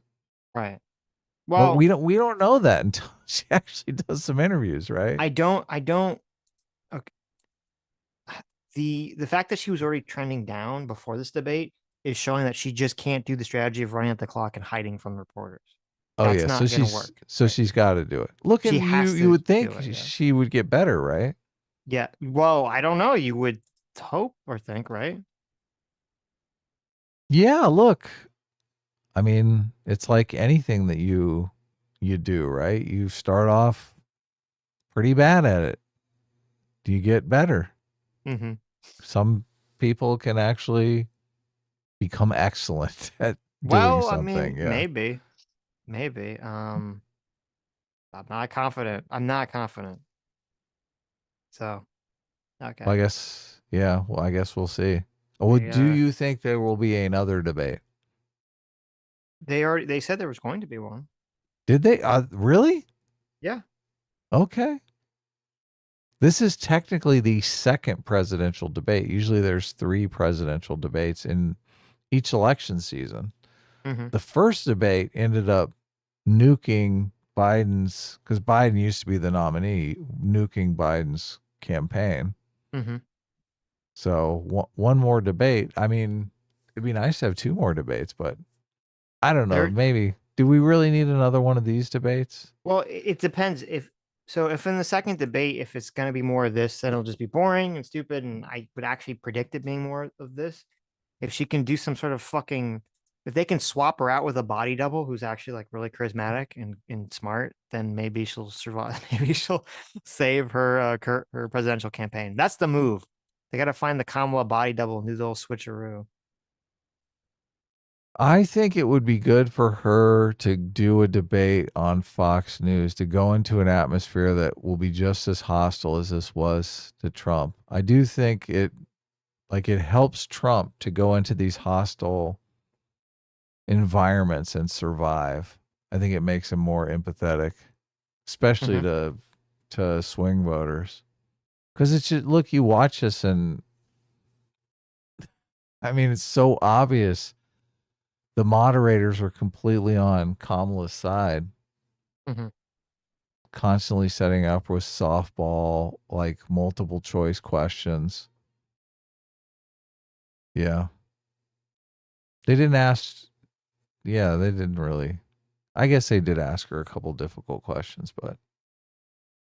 So, Zero Fucks made a bunch of bingo cards. I saw that. Debate. Yeah, he did pretty good. I was playing along a little bit, and I got bingo with one of his cards with the O2 card. I got brat. Well, I counted Trump being a brat, so I think that counts. I got that Trump being a brat, sending the criminals, illegals, Israel Netanyahu, and Kamala saying, "I know his type." So Here they are. Let me read some supers. Stug for $5 says, "Oh right, the tax for gains, the tax chosen specifically to discourage gains, the gains tax, that tax." Cronkala Harris. That's a pretty hilarious. Thank you. I like that a lot. Oh right, the tax. The tax tax plan. Tax chosen specifically to discourage gains. The gains tax. Who do you think's going to win this? Is it Kamala? Are we going to say President Kamala? I think Trump is definitely on the trajectory to win this, in my opinion, so far. In the driver's seat, right? Yeah. But no, I am very kind of surprised they didn't ask about the wealth tax at all. Because it's not like they didn't ask her. They asked her like 2 softballs, which are huge softballs, but they did ask her some hard questions. I'm very surprised they didn't ask her about that. It's weird because this is the kind of thing that's going to make Destiny but I mean, well, Trump kind of has the incumbent advantage here because people can tell themselves, look, he was president and not like the country didn't fall apart. Right. Like Kamala presents a kind of risk, an unknown, an X factor that Trump doesn't necessarily possess. And I know like a lot of people who are obsessed with January 6th are going to be like, oh my God, what are you talking about? But right. But I do think that like the normie voter is just like, well, he was president and it wasn't too bad, right? Yeah, I think you're correct. Yeah. I'm curious, and maybe we'll talk about it tomorrow. Because I mean, I just watched the debate and then we just came on stream. I'm curious tomorrow to see like what MSNBC's the reaction response was, and what it's going to be fun. What we're the left streaming. reaction was. Yeah, we're streaming tomorrow, definitely. Fast and Bulbous for $5 says that wasn't Trump tonight. That was the vocal cords of a half-dead pet in his mouth debating. What? There you go. See, I do like the memes. He accidentally swallowed one of the cats he was trying to save. So there's a bunch of memes of Trump saving cats, and I'm like, okay, well, this is just fantastic. Right. Oh my God, what is this? Kamala Harris 2024. Armagod for $2 says Trump. There you go. Where did you get this meme? Who said? Is this your lawn sign? Did you make this? Did your dad make this? Dr. Diddler sent this to us. Dr. Diddler for $4 says Kamala actually got a big boost recently from Jesus Christ herself endorsing Kamala. How will Trump respond? So apparently this is a tweet from an account called I lost it. Oh, it's gone forever now. No, it's not. Yes, it is. It's gone. I'm talking about the thing you sent in the DMs. It's like the worst drawing of Kamala Harris. Dr. Diller sent me this tweet. It's from an account called CPUCWC Sonichu, Jesus Christ Chant Sonichu, showing support for Kamala Harris and it's got this like really crudely, terribly drawn Kamala Harris yard sign. So I thank you, mean, Dr. Diller. this is pretty. Makes me want to vote for her. If I saw this in someone's yard, I'd think, one of I a think it's a simple troll. person. I think I would look at this sign, I'd say, I want to get transgender surgery and be an illegal immigrant in prison. No. That's what I'd say. Okay, Well, Luke W for $5 says this debate made me want to do Minecraft. Made me want to do a Minecraft. There's no way I'm voting for either of these retards. There you go. Oh wait, Dr. Diller says that is Christian. That is officially Christian that made that yard sign. oh, really? Wow. That's terrible. Well, there you go. That's officially Chris Chan is supporting Kamala Harris. There you have it, everybody. Who I don't know who Yolanda Pfister is. Oh, this is a funny meme. The aliens after their transgender operation. And Yeah. it's got a xenomorph. And an address. Yes. Yeah, it's beautiful. That's after you make the aliens do their transgenders. I love it. Okay. Stug for says it's ogre. There you go. Girl Sarah for says I think. Oh, did the skip? Hold on. Oh, Jesus. I think there were good people on both sides tonight. There you go. J-Mac for $20. Thanks so much. Circuit Father says, excuse me, I'm speaking. You remember that? God, what a lackluster debate. I was promised a bloodbath. Looking forward to the Sitch and Adam breakdown. Well, thank you. Yeah, it was. Listen, this debate was so hyped to hell. And I was like, I think it's going to be kind of like a meh. I think Kamala's not, like, people were expecting Kamala to literally like piss herself and have like a cackle fest on stage and just flop over, or Donald Trump to have like a seizure and die. And I was like, none of that's going to happen. So I was excited on the first question when she didn't answer immediately, like the total softball question, and just totally started fucked up going the on answer. about her life Yeah. story. I was like, Yeah, she's you're like, joking. Oh what's my God, happening? thank God. There were some good bits. So that we covered. Yeah. Bruins for 26 months. Thank you so much. Says didn't watch the debate. Just tell me what to think so I can say it at work tomorrow. Well, there you go. Hopefully you can extract your water cooler opinion from us. M8566 for JR says save the ducks, especially the horse-sized one. No. Have Donald Trump can only save duck-sized ducks. Okay. Let the Haitians kill the horse-sized ducks. No way. I love ducks. They're Right. adorable. Sammy G for $2. Hey, Sammy says Trump had way more brat moments than Kamala. That's true. True and surprising. Lives great. in Dev's. It was. Lives in Dev's new wall specifically for $5. Says the only good to come out of this will be Kamala's facial expression react memes, old Chris Chan videos, King Cobra gifs, endless possibilities. Yeah, there was the amount of Kamala face reacts from this is just catastrophic at this point now because of this one debate. Aussie Yard for 10 Aussie bucks says, what's with the set's roof being held up with stripper poles? What do you mean? Wait. Why can't I get a picture of the debate here? Come on, YouTube gods, give me a stage here. Well, I can't find it. It's not giving it to me. I didn't notice. Terrible. Anyway, we got Kamala looking inquisitively at Trump. See, this is also a big problem with her doing the whole inquisitive look thing, because it looks like she's like interested in what he's saying. Which, I mean, that's not the message. No, she's doing the squinty eyes. What are you talking about? Those squinty eyes mean you're crazy. I don't know. It's not quite. It's sort of like, She's looking at him saying like, is this man crazy or a genius? I can't tell. That's what that expression says to me. Contrast for 29 months says, congrats on being on time. Can we apply the standard to the comic? It's always entertaining to watch the Yanks with their election. Australia is boring. That is true. No, no, obviously not. Obviously not. Comics must always be delivered at least 3 years late. So it's just, that's the way it is. You got to learn to live with it. Right. Actually, I want to do another one, and I do think Just I've made so many mistakes on this comic that it'd be easier, a lot easier to do the second one. So M8566 for $5 says, "What did you guys make of Kamala's resting TDS face?" I think it was a big mistake. And obviously it was something they coached her to do, and it was just a huge mistake, which is weird because, well, I don't know. I think whoever's been running her campaign, I thought was doing a pretty good job so far.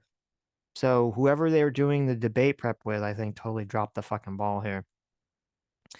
Nomad for $10 says, "The best part of the debate for me was that Trump rolls a D20 intimidation check against the host so he can speak again after Kamala every damn time. Got to get that last word in, huh? LOL." That's a good point. He did. He totally bullied the moderators to talk. And when she tried to bully the moderators to talk, they totally fucking steamrolled her ass. yeah, that's because he's a former president and she's just like a vice president. Who cares? Colt Hammer for $2 says, "Harris has the awkward on energy." Very true. Sketch for $2 says, "Blunty Fly won the debate by not showing up." Oh, Terrible. there it is. He should have showed up. Blue Silver for $2 says, "That's proper etiquette." There you go. Nomad for $5 says, "Shout out to Zero Fucks for the debate bingo cards on X. Very cool. Very based." Yes, thank you. They were very funny. Zero Fucks, the debate bingo cards. So awesome. You did a good job with them. I was surprised we didn't get any unburdened though, which was sad. I know. Look, I guess Very she's sad. over it. Right. Her catchphrase is dead. I know. Don St. Louis for $2 says, "We got out of one endless war into another." Kamala. I don't remember what that was in reference to.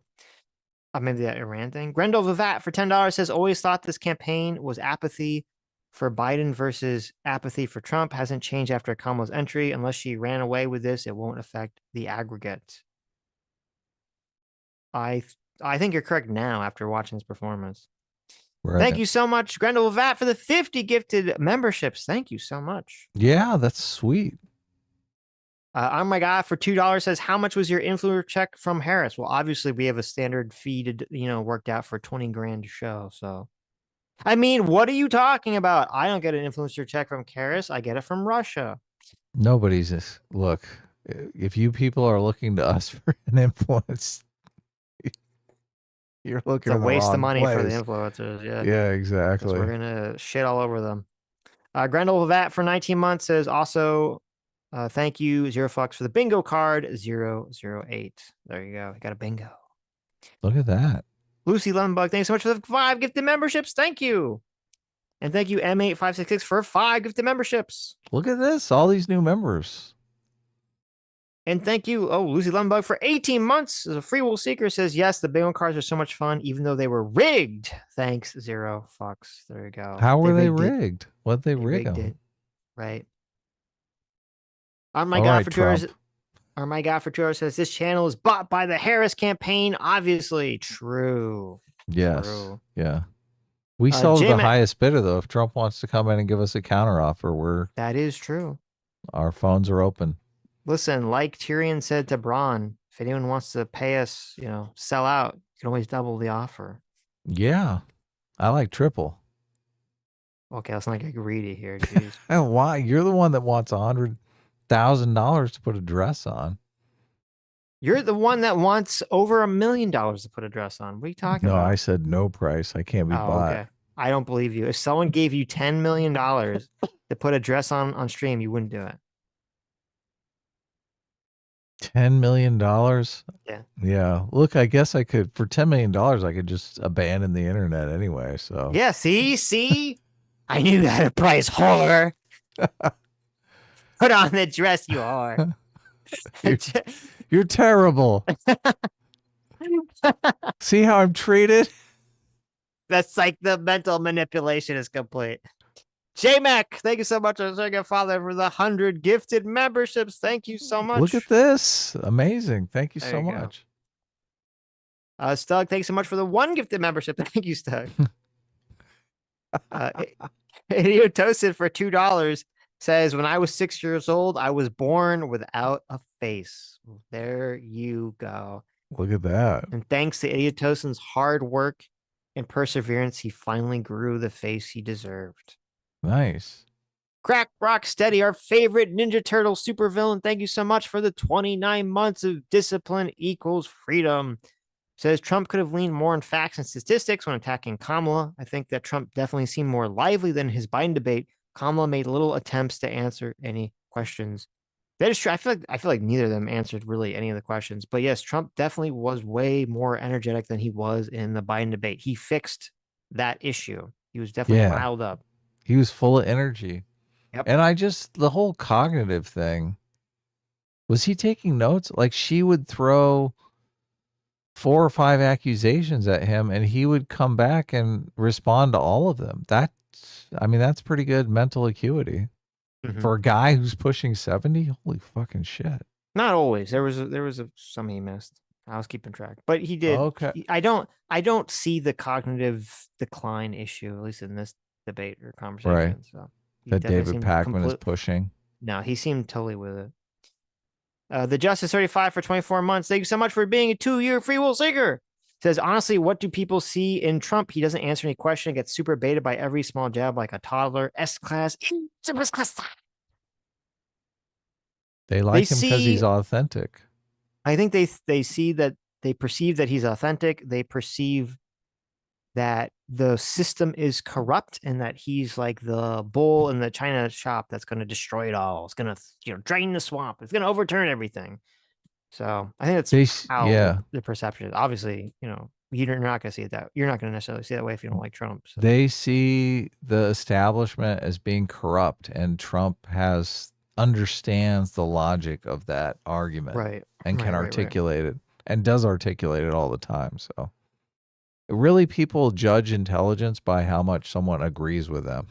Yes. So, well, he does a good job of being like vague enough. Because it is. I mean, with Trump, it's like the 2-movie thing is like off the charts with Trump. So, because you either see him as like the world's biggest buffoon, or you see him as like amazing. Yeah. Lucio for $5 says, when asked if he had a plan for healthcare, he said, "I have some ideas, but why would I have a plan now? I'm not the president." Yeah, that's a terrible fucking answer. Well, he was the president, though. That's why it's even worse. It's a test. That was one of the worst answers. And he did literally sign an executive order on hospital price transparency for hospitals, which I think which I actually think is a good policy, but right. I'm weary to endorse Trump over a policy he doesn't even seem to remember he implemented, right? Yeah, maybe there is some kind of decline in there somewhere. Yeah. Yeah, no, that was a terrible fucking answer. Oh my God for $2 says, Sitch, how dumb can you be on tariffs? Oh, I didn't realize Oh my God is like a huge Trump simp. So she wants to pay an extra 20% on all prices and goods by throwing on tariffs. So we need to do an entire stream on tariffs. Maybe we can get Stephen Michael Davis on to argue with us, because he's going to be like, no, we need to get rid of all tariffs. Wow, we basically need to enslave American workers just like the Chinese workers. While that said, I thought Oh my God was being sarcastic, but I believe that they're being completely serious.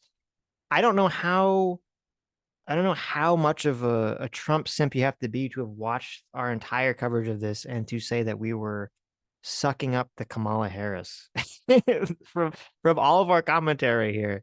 If you walked away from this like, oh my God, you literally think that we're being paid by the Kamala Harris campaign from our commentary on this for 2 hours and 40 minutes, I think you're literally just delusional at this point. So you've become unmoored from reality if you listen to this and came away with that.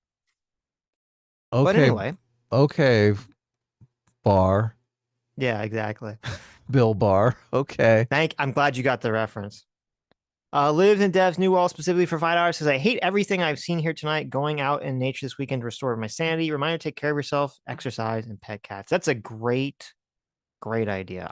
Going out in nature. Everyone should go do that. Everyone needs to get out there, touch some grass. We got a nature getaway we go to, even though I'm in the big city, Los Angeles, but I miss my days when I lived up north where you could just, anytime you wanted to, you could get away to nature as just a short jaunt away. Right. Fiery Patriot for $2 says, MAGA 2024 deport the throat goat. Oh my God, that's terrible. The throat goat. Okay. Awful. Oh, it's look, it's Oh my God again. That's what I was referencing. I Oh, just said what I said. wow, man, Uh, this is 100% Kamala bot. right. What? Very sad. They're very sad. Very sad. Oh my God. Very sad. You spelled Uh, Kamala wrong. there you go.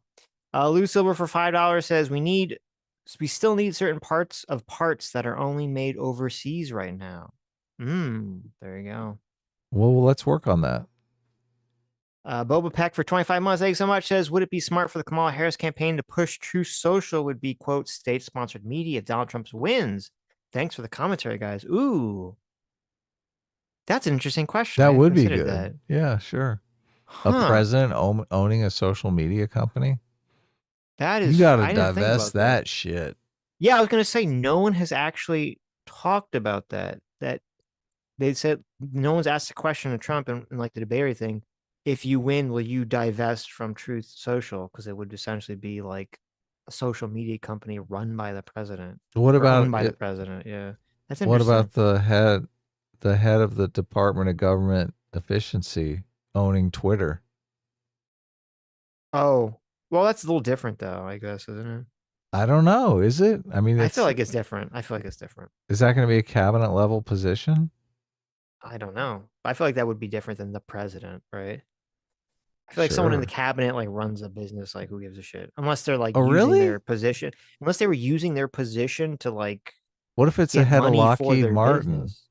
What if it's the head of Lockheed Martin and That's what I'm he's saying. like Like the defense secretary? that's why I just said. Like if they're using their position in the cabinet to get money to the company, then obviously that's a big problem. That was the accusation against Dick Cheney, because remember he used to work for Oh, of Halliburton. course he was. Yeah, he was CEO of Right. Halliburton. So it's part of why I think Kamala, specifically shouting out that Dick Cheney was so fucking weird and stupid. Oh my God, Yeah. that was what the a fucking craziest. what a fucking retarded position. I've been supported by Like Dick Cheney. Oh my God. I was like, what is happening? And this one's for you, Hamas Piker. I've been Yeah, personally exactly. endorsed They're all going to be losing their mind tomorrow about, the Dick by Cheney, Dick Cheney. the Israel, the most lethal army. Well, as they should. I mean, Right. Jesus, nobody liked Dick Cheney. I know. Nobody That liked was George W. Bush. so strange. Nobody even like wanted his endorsement, and Dick Cheney even worse. I know. Look, it's Wasn't unanimous. Dick Cheney like one of the most unfavorable vice presidents Yes. ever? Dick Cheney is unanimously hated by both parties. I don't That like was the so bringing weird. him out, Yeah. trotting him out. Major I'm actually major kind of gaffe. shocked that Trump didn't bring that up. He should have been You like, can have him. yeah, he should have been like Kamala Harris. Yes, that would have been the line. Like Kamala Harris, she's bragging about getting endorsed by Dick Cheney. She can have him. Yeah, exactly. Maybe she can put him in her cabinet. Right. Sketch for $2 says Kamala presented herself as lecturing mom. True. That is a perfect observation. Yeah. I don't even. I disagree. I think she came off more as awkward lecturing aunt. Like the woman who's supposed to be like, okay, this is why I say aunt instead of mom. When your mom lectures you, like she's not awkward about it because she knows that she has like authority over you, right? Your But mom when your does. aunt, My mom has no authority over okay, me. well there you go. Yeah. But when your aunt lectures you, she's kind of awkward because she's like, is this kid buying it or not? And you're like, I'm like not my buying aunt, it. And though. you're like, I'm not buying this shit. She can't get me in trouble. It's not my mom. Right? Get out of here. You're not my mom. You can't tell me Maybe. what to do. Okay. Aussie ODST for 2 Aussie bucks says ABC is saying those looks she gave triggered him. Really? I didn't interpret that at all. The looks who gave who? The looks Kamala was giving Trump was like upsetting him. Really? I think that's cope. I did not perceive that at all. I didn't see that. Trump didn't really seem to get triggered. There's only a couple parts that he seemed like he was kind of knocked off to answer the question, but I don't think it was from Kamala, like facial expressions. Yeah, it was a lie she was spewing. Yeah, She got under his skin. Right. Hard round brush for 320 yen. Thank you. Says, what does brat mean in the Kamala context? So brat is this weird fucking portable Zoomer slang that's supposed to mean like a girl who is like rebellious and bold, like doesn't take shit from anyone. So Oh, girl boss, huh? kind of like a young girl boss, but okay. Blue Silver for 2 hours says it's very important that Wall Street likes her. Yeah, that was a weird, bad answer for her to give. So Equishocks for $5 says surprise Sitch is more positive on Trump and negative on Kamala than I am. I'm voting for the guy, but she lied well and he took her bait every time. Well, look, Equishocks, you just gotta tell, oh my god, because apparently she thinks we're getting paid by the Kamala Harris campaign. But I don't know. I don't think I think she only really baited him with the crowd size once. I think she should have intentionally tried to bait him more with the crowd size stuff like every time, just to kind of do a magic trick at the end and show everyone that she baited him. But No, that would be so much fun he wasn't if she smart enough to do continued to that. say that. Yeah. I think the vibe is Trump seems energetic and energized, and Kamala just seems bored, awkward, and weak. That was like the overall vibe that I got from both of them. How could she make a tiny hands joke? That would have really got under her skin. There's no problems. There's no complaints. Grams for $20. Thank you so much for $20. Says I think both made mistakes and that Trump didn't perform at his best. But what do you think the normie opinion will be? My sister's pretty disconnected from politics, and I think that thinks that Kamala ate him up. Well, if you're like very normie in terms of you just listen to whatever the mainstream media is, then yes, the mainstream media will probably spin it that Kamala like annihilated him and made smug faces and like, oh, totally pwned him. So like from that normie perspective, then yeah, then they'll just eat whatever the mainstream media like, shovels them. So the media has so much power because a lot of people just want to go with whatever's popular. So the media just spins it as this is the narrative. That's why there is so much of a fight over the narrative war that is basically constantly raging, where one side wants to establish their narrative, the Haitians are eating all of your pets. And the other side wants to establish they're eating your cats, they're eating your dogs. Yes. Some of them I assume are bad pets. The other side has their own narrative that they want to establish. JD Vance is fucking a couch somewhere at the moment, right? So, yeah. And then people, especially in this atmosphere, people are this is why people check out of politics. They're like, look, I just want to know what's popular. Is it Brat Summer, or are we going with the Haitians eating the pets thing? Right. Wonton Tiger for 5 Canadian says people miss this, but his best retort was, quote, why did you send me a picture of my house? You're going to have to figure that out, Abdul. Yeah, she set him up. It was kind of surprising. She totally set him up for, there's that story about Trump giving the picture of the leader of the Taliban, giving the leader of the Taliban a picture of his own house, threatening to like blow it up if he fucked around. And she totally teed him up to throw that in there in the debate, and he totally did. So, yeah. Don St. Louis for 2 hours says Bobby Brown looking down us all with coked out eyes. There you go. Deej Nuts for $5 says China heavily subsidizes their manufacturing to make it impossible for U.S. manufacturing to compete. It's economic warfare. Tariffs is the weapon. Yeah, I agree. Okay. Yeah, but you're not actually acknowledging what I said. That's that it brings the prices up. Yeah, it's just gonna make everything more expensive. Oh my God. I don't know how. Are else, you I don't know in how many times to favor say it. Like, so you're in favor of product dumping? No. Where they just basically try to dump cheap product on until they put their competitors out of business, and then they can't. No, I'm not in favor of that. No. Okay. So should we fight that with tariffs? So as I said from the beginning, that when we're talking about this campaign, I'm not going to talk about things necessarily that I like or what I want. We're talking about what I think makes effective sense for getting votes. When right now, the number one fucking economic problem that people have is that the price of shit is too high, and inflation, and Trump's number one economic policy is going to increase the prices of everything. It doesn't seem to really make sense, does it? Right. Well, he's saying it correctly. He's like, I'm gonna charge these tariffs and everything's gonna get way cheaper. Right. How do you do tariffs and things do get cheaper though? It's gotta be a way to do that, right? There could be a long-term solution that things will get cheaper, but Hmm. not on the short term. And here's what it is. Here's what it actually is. Okay. Anyone that talks about the economics of it, that's not the actual answer. What did Trump do? This is the actual answer for why this stupid policy is his economic thing. What did Trump say? What did he pivot to for almost every single answer? What was the one thing he pivoted The to? border. The border, right? And why? Because There's- people are worried about the transgender operations for illegal aliens. Well, no, it's because it's the thing I always said. You know, the left thinks that the problem, the call is coming from inside the house, and the right thinks the trouble is coming from outside the Oh house. no, here it comes. Here it comes, right? I No, can't. wait. I never can remember this. Okay.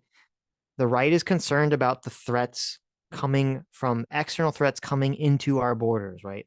That's why and Trump knows this. Trump intuitively knows this. That's why he keeps bringing up the border. The immigrants are coming into our country. They're coming into our country. They're going to ruin our country. They're destroying our country. The criminals, the immigrants are all coming in our country. They're fucking it all up, right? And so, of course, his economic plan is it's not us, it's China. China's they're putting our fucking shitty quality goods into our country. We have to close the borders from China throwing their shit into our country. It's literally him just taking the immigration policy and putting it on an economic level. That's all it is. That's why he has this Genius. policy. Okay. I don't think it's gonna work. I think it's stupid, but anyway, I sent you this tweet. There's this Oh, good. accusation. Now, again, this is a totally silly accusation. No clue if this is true. Okay. Mm-hmm. Oh. There's an accusation. Oh, I was waiting for this accusation. Well, actually, you know what? I'm looking at the picture. I think it's fake. I'm looking at the picture. No, this is Because it looks totally different. real. It looks different. There's an accusation that Kamala Harris was wearing headphone earrings. Okay. This is totally accurate. I'm looking at the picture. It doesn't look the same to me. Oh yeah, I don't that's buy it. totally it. I don't buy it. Did you bring them up? Yeah, look, it's identical. Well, no, here's why I think it's different. So look, if you look at the picture of the headphone earrings, right? Mm-hmm. It's like a white bulb, and then it's got this yellow, like one piece of yellow thing underneath it. Okay. Oh yeah. But hers aren't like that. It has the white bulb, but then it has like two like separate yellow things underneath it. So it looks different. Yeah, it's a different model. Oh, okay. She's got the upgraded version. I'm gonna say fake news. Looks different to me. Busted. She's wearing Okay. earphone earrings. Earphone earrings. I'm Do gonna you say think she got those fake. questions ahead No. of time? She Everyone, would have that's had going to be much better another- answers if she did. Everyone's going to say she got these questions ahead of time. Right. Lives in Dev's new wall specifically for $10 says whatever it meant before brat energy now just means Proverbs 21:19 energy. Also, Proverbs 21:9, 19, 13, 25, 24, 27, 15. The ancients really wanted to hammer that point home, I guess. Well, there you go. Yeah, I Good don't old know those Proverbs Proverbs. 29:19 energy, okay? Horrible. It's better to live in a desert than with a quarrelsome and nagging wife. Oh, really? Oh, that's There you go. awesome. Yeah, it's a classic, right? Classic. Yeah, totally. Trump is feeling that after this debate. Mm-hmm. Angry Bells Rap for $5 says, what's stopping someone from telling lies about rape to get an abortion? I can't support the exception unless the question is answered. I don't know. I mean, this has come up before. Like, do you need to have a police report or something? Because obviously you could accuse someone of rape, and then there's the kind of here's the problem. Here's the problem I think with what you're saying, Angry Bells, bro. Or the problem with like quote needing proof. Okay, if you need proof, I understand what you're saying. If you say there's a rape exception, when everyone say they're getting raped, if I feel like you'd have a scenario where a lot of people would make up fake accusations about rape, And if they need to have something more solid, wouldn't they just like lie and point the finger at some like innocent person to get the abortion? Like, isn't that the concern? Yeah, they do. So That happens. M8566 for $5 says, by the way, MSNBC was saying Kamala gave not only the best debate performance against Trump, but the best performance ever.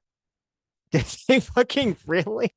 Look, Oh my God, that's that's insane. that is crazy. That is unhinged. And Holy some shit. people think the media is unbiased. That is I like don't understand full how they cope. can't see it.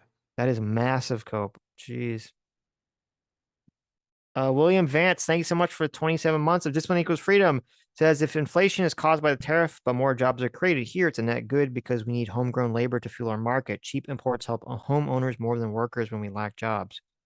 You are actually incorrect. Because that would still, okay, you guys aren't thinking about this properly. Or you're not thinking about from the terms of like, when you say it helps the economy, it's like, well, what does that mean?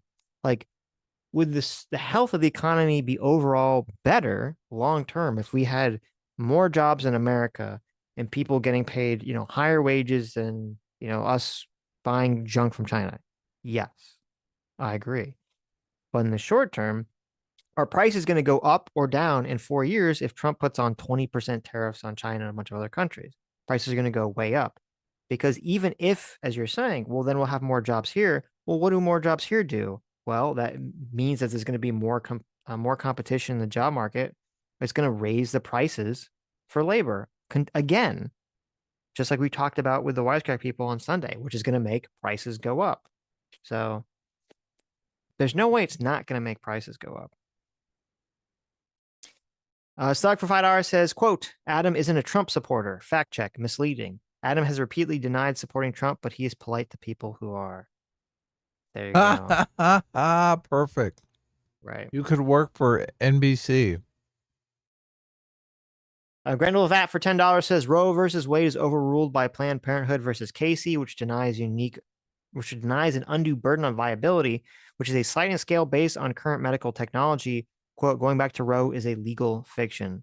Well, that's true. I think to be fair, the interpretation of someone says going back to Roe, what they mean is the time scale, right? The viability 20 to 24 week time scale. So abortion the first 2 trimesters. Right. Oxy for $5 says it's so frustrating they never push Democrats on abortion restrictions. Also, Roe v. Wade does not restrict abortions. Please stop saying it does. I guess that is true. Well, wait a minute. It does. I mean, you can't get an abortion once a baby is viable in the 3rd trimester. Was it? Well, wait. When Roe v. Wade was in place, was it that you couldn't have anything? It wasn't. You couldn't have anything. Was it? You couldn't have anything before or after? Viability was the standard. As soon as the fetus is viable and can live outside the womb, you can't have an abortion. Okay. Which is like the 3rd trimester. Yeah, wait, so what are you talking about? It is a restriction. You can do it earlier. I mean, no, you could do it. Oh, wait. You could do it in the first 2 trimesters. You could do it earlier. You couldn't do it later. Yes. There were some states that were, well, I don't know. There were some states that were doing it earlier, but then they would always get like kind of knocked down by the courts, if I recall correctly. So, no, it was a restriction. Okay. I don't know what you mean by that then. Cake Sauce for 27 months says, my biggest regret tonight is that I didn't get to see Adam's reaction live to Kamala bringing up the very fine people hoax. There you go. I was working out. That's good. Lou Silver for $2 says, college pre-law versus high school bully. That's funny. That feels appropriate. The Wooser for $5 says, shout out to Abdul. I love that N-word. Well, there you go. I'm glad you like Abdul. Abdul, the head of Hamas. Mike Assange for 25 months. Thank you so much. Discipline Equals Freedom says both Dev and Arch streamed the debate live. Everything about streaming the live debate. Again, other YouTubers streamed the debate live too. Is it any good though? I mean, people just have fun in the chat. I guess they just yell at each other. So yeah, I don't know. We had I think close to 1,500 people watching The after party. I just feel like we can. I feel so constrained that we can't really pause it or say anything or react. Feels weird. Huh? I feel like Trump. I'm like, God damn, this bitch. I want to say something. Right. J Mac or Circuit 5 for $20. Well, I don't know your question. Maybe we'll. I don't know if we'll live stream the last one or not. But J Mac or Circuit 5 for $20 says eating the dogs. I'm not talking Chicago style with onions and peppers. I'm talking corgis and cats. People probably didn't even use ketchup, or so I'm told. There you go. I can't imagine. Oh, just like biting into a steak of dog. Oh, please. Gross. No. Lives in Dev's new wall specifically for $2 says his name was Fluffy. Rest in power. Oh my God. No. You guys are the worst. Rex Vectum for 12 months says, thank you for 1 year. Free Will Secret says that run spot run line got fact checked because it's 3 words, not 4. Oh, there you go. Oh, really? It's 3 words, not 4 sentences. PC for $5 says, why did ABC already reach out to the city manager about the pet eating? Well, I'm assuming they just did normal because everyone was talking about it today and yesterday. So the news organization reached out to talk to them about it. So. I can't believe. Oh my God. Did they? Because that is strange because No, it's I not. think Trump brought it up. That's not straight. Well, they didn't ask him a specific question about it, right? Did they? How'd they know Trump was going to bring it up? Because okay.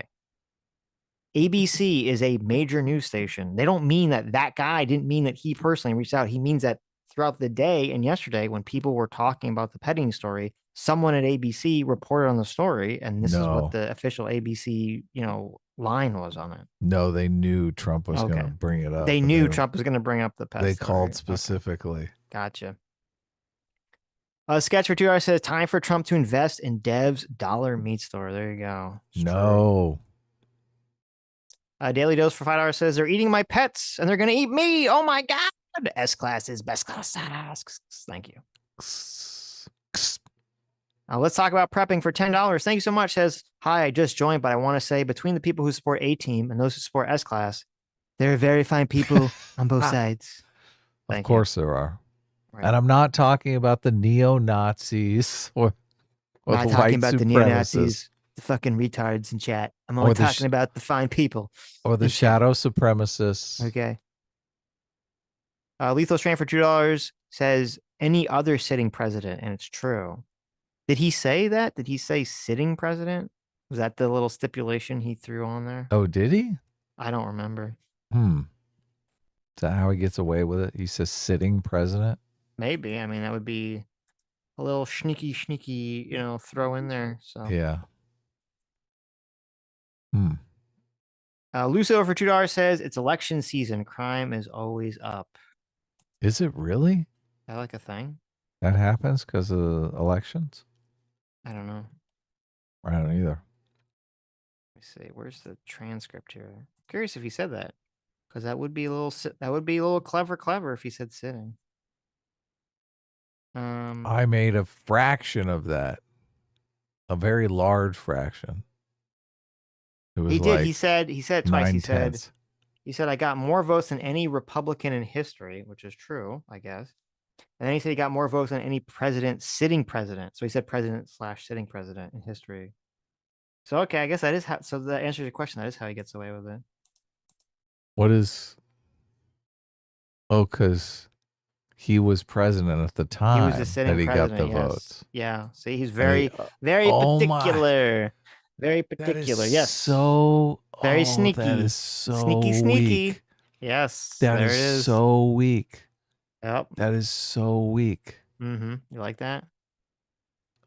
He's like, I didn't get as many votes as the other guy, the guy who wasn't the sitting president.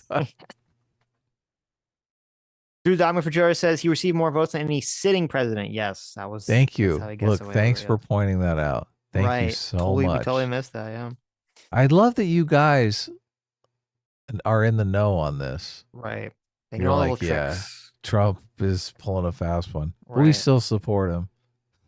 M8566 for $5 says, give up the cat, Adam. Groceries are expensive and people are hungry. No, you guys are awful. Look, I love I love how it's like, in past elections, it's been like healthcare is getting too expensive. We need to do something about healthcare. Now this election has just been reduced to, well, I can't afford fucking milk. Right. It's like Bring on the healthcare. cats. Who can Yeah. afford healthcare? I can't afford eggs. Lethal Strain for $2 says, I love tracking. That's how I launched my career. Oh, okay. There you go. And thank you so much, Aspiring Pragmatist, for joining the Fuel Seekers. And thank you, Lethal Strain, for the other $2 says, Harris even thought the quote, I'm speaking was funny. Yeah, she thought everything was funny. Right. It was a mistake. Messy Tenant for $2 says he fired into a crowd who killed Babbitt. Nice. Grendel Levat, thanks so much for the 50 gifted memberships. Thank you so much, Grendel. Another Lethal 50? Strain. Wow. Yeah, thank you. It's 100, I believe, so far. Lethal Strain, thanks so much for the $5. Says she can't dunk on January 6th because under that idea, she can pronounce herself president. LOL. There you go. It's true. That's true. Well, they closed the loophole, so I guess you can't do that, but it'd be nice. Lou Silver for $5 says she was unprepared for the moment. This moment was not supposed to happen. Yeah, it totally blew up in her face. Yeah. Electro for $20, thanks so much. Says, thank you guys for these types of shows. The fact that I have to see disgusting levels of tribalism with no hint of people challenging their bias, it makes me want to puke. I can't wait until election day for it to be over. For now. Yes. Well, yeah, thanks for your support. I mean, Thank you for it's your support, open. yes. So many people are just like tribal brained, but I know. I think it's more I fun think it to is. just laugh. Yeah, it is more fun to treat it just like sports, right? Look, Right. we don't all need to lose our minds and have early heart attacks because one of these people is going to be president. Mm-hmm. They're both kind of comical at this point. So let's just have some fun. That's true. Electro, thanks so much for upgrading to discipline equals freedom. Thank you. Yes. Look. Oh, wow. That's nice. Let's talk about prepping for $5. Says Wall Street Journal did the same thing as NBC with the chat is only biased fact checking, probably identical fact checks. Wow. Yeah. Interesting. I'm curious to go back because I know. I mean, obviously, Wall Street Journal used to be, owned by Murdoch. Yeah, used to be more more conservative. But I think even he never liked Trump, and I'm pretty sure his kid doesn't like Trump. His kid's more is not really conservative. So, Old School, thank you so much for the 21 months. Says this debate was a draw, no one won, but each candidate did well. Both candidates exceeded the low expectations of their detractors. Yeah, I think that's an important thing. I think I disagree. I think Trump did better. Even though he was more all over the place, I think he did better. Even though the media, I think, will spin it as if Kamala fucking annihilated him with her smug, dumb faces. So yeah, Trump wasn't as much a factor, I think, as the Kamala thing. Just because Kamala has been out of, but we've seen Trump. This was like what we've spotlight. Yeah, right. exactly. We've seen Trump. This is exactly the Trump you'd expect. We were more interested to see how Kamala would do, and I don't think she delivered. Yeah. Well, she didn't crash and burn. No, I mean, she that's the didn't, thing. but Everyone I was guess. like, "Will she crash and burn? I thought Can that she was do it?" I thought that was incredibly wishful thinking for the Trump MAGA team that thought that Yeah. Kamala was going to just like explode into a fireball. Yeah. Didn't see that happening. She did screw up the first question, and it made me think, "Wow, it's Biden all over again! Holy cow!" You got excited. You're like, oh no. The first words out of Biden's mouth were just, I was like, oh my God. When he couldn't talk. Yeah, it's Right. like throat was But like. she managed to pull it together. God did. damn it. I know. Let's talk about prepping for $5. Says, love how the moderator tried to argue, quote, I saw those videos and I didn't hear the sarcasm. I Trump know. It was pretty funny. I know. That was a Totally terrible call him answer out. from Trump.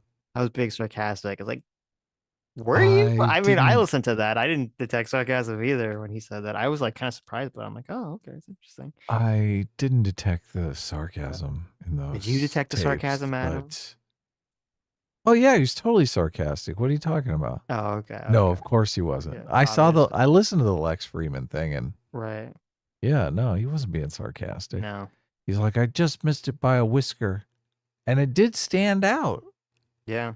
I've seen a couple I actually of those missed where it when I listened to the interview. I only saw it because Nick Fuentes clipped it afterwards. And I was like, oh, wow, I did say that.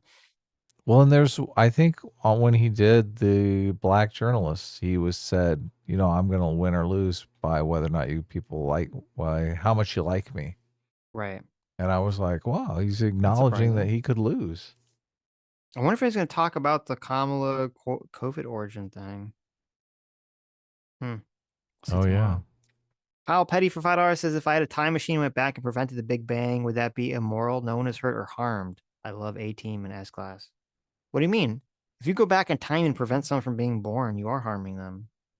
Yeah, Of I course. want to be born. You'd be the most evil creature in all of existence. You by deny the preventing- entire universe. Right, yeah. Don't do that, Kyle. Life is worth it. Don't be Owlman. Not Afarius for $5 says, to be fair, guys, the internet has taught me that the most Nazis seem to be Hispanic, so bring up immigration does make sense. They're the same thing after all. There you go. Hispanics are Nazis? Well, you got Nick Fuentes. You got the guy that runs the Proud Boys. I've heard his And name, I but- assume some of them are good people. There you go. Toxin08 for $5. Hey, they all went there to South America after the war. Toxin08 for $5 says, if Trump loses against Kamala, will you guys be backing his rigged voting claims? If Trump wins, are you okay with him running in 2028? Oh, God. Look at this. If Trump loses, I mean, it's funny because I said in the conversation with Rob Noor and PF Young, Trump is going to say, like, no one can conceive of a reality where Trump doesn't say it was rigged if he loses. So no. Yeah. Would probably not be supporting that in case, unless he has some miraculously actually produces evidence, which I'm skeptical he would do. Didn't Rob Noor even admit that he would, even if he loses, he's going to claim that he won? Yes, he agreed, yes. So, why but would, look, if Trump wins, why is he going to, he literally can't run again in 2028 constitutionally. So why can't he? there's a constitutional amendment that says you can't if run. Trump wins. I thought Yeah. if he loses. I Unless was if like, Trump wins, yeah.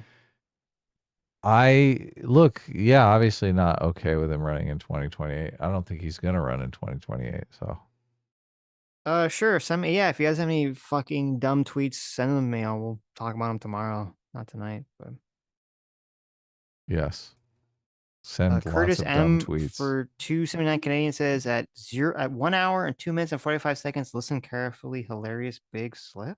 Oh wait. Okay. A big slip. Someone slipped. What happened here? Let's see. Weak and incompetent, and they are. They're grossly incompetent. And I just ask one question. Why does Biden go in and kill the Keystone Pipeline and approve the single biggest deal that Russia's ever made, Nord Stream 2, the biggest pipeline anywhere in the world going to Germany and all over Europe? Because they're weak and they're ineffective. And Biden, by the way, President gets paid Trump, a lot of money. Thank you. We have a lot of. What was the slip? Did he mess up the names or something? Don't know. Did he say the Nordstrom pipeline? Wait. The biggest pipeline anywhere in the world going to Germany. Why does Biden go in and kill the Keystone Pipeline and approve the single biggest deal that Russia's ever made, Nord Stream 2, the biggest pipeline anywhere in the world going to Germany? He said Biden approved the Nord Stream 2. I don't know what he meant by that. Why would Didn't we blow up the Nord Stream 2? Or Ukraine blew up the Nord Stream 2? Somebody blew it up, right? Right. Right. So it's all old news. I remember because, let's see. I mean, he said that Biden approved it, which obviously Biden didn't. I don't know what he means by that. It's an agreement between two foreign countries. So, okay. Let's talk about prepping the NordVPN pipeline. Let's talk about prepping for $2 says, I don't know who won this debate, but I know we lost it. That's fair. That's true. Blue Silver for $5 says, well, he'll always have a career and counts receivable. There you go. Joe the Make for $2 says, LOL, didn't we have a base attacked today? Did we? I don't know. Did we? Deej Nuts for $5 says, Biden delayed the Afghan pullout beyond Trump's deadline. During this time, the Taliban consolidated control of most of the country, 100% on Biden.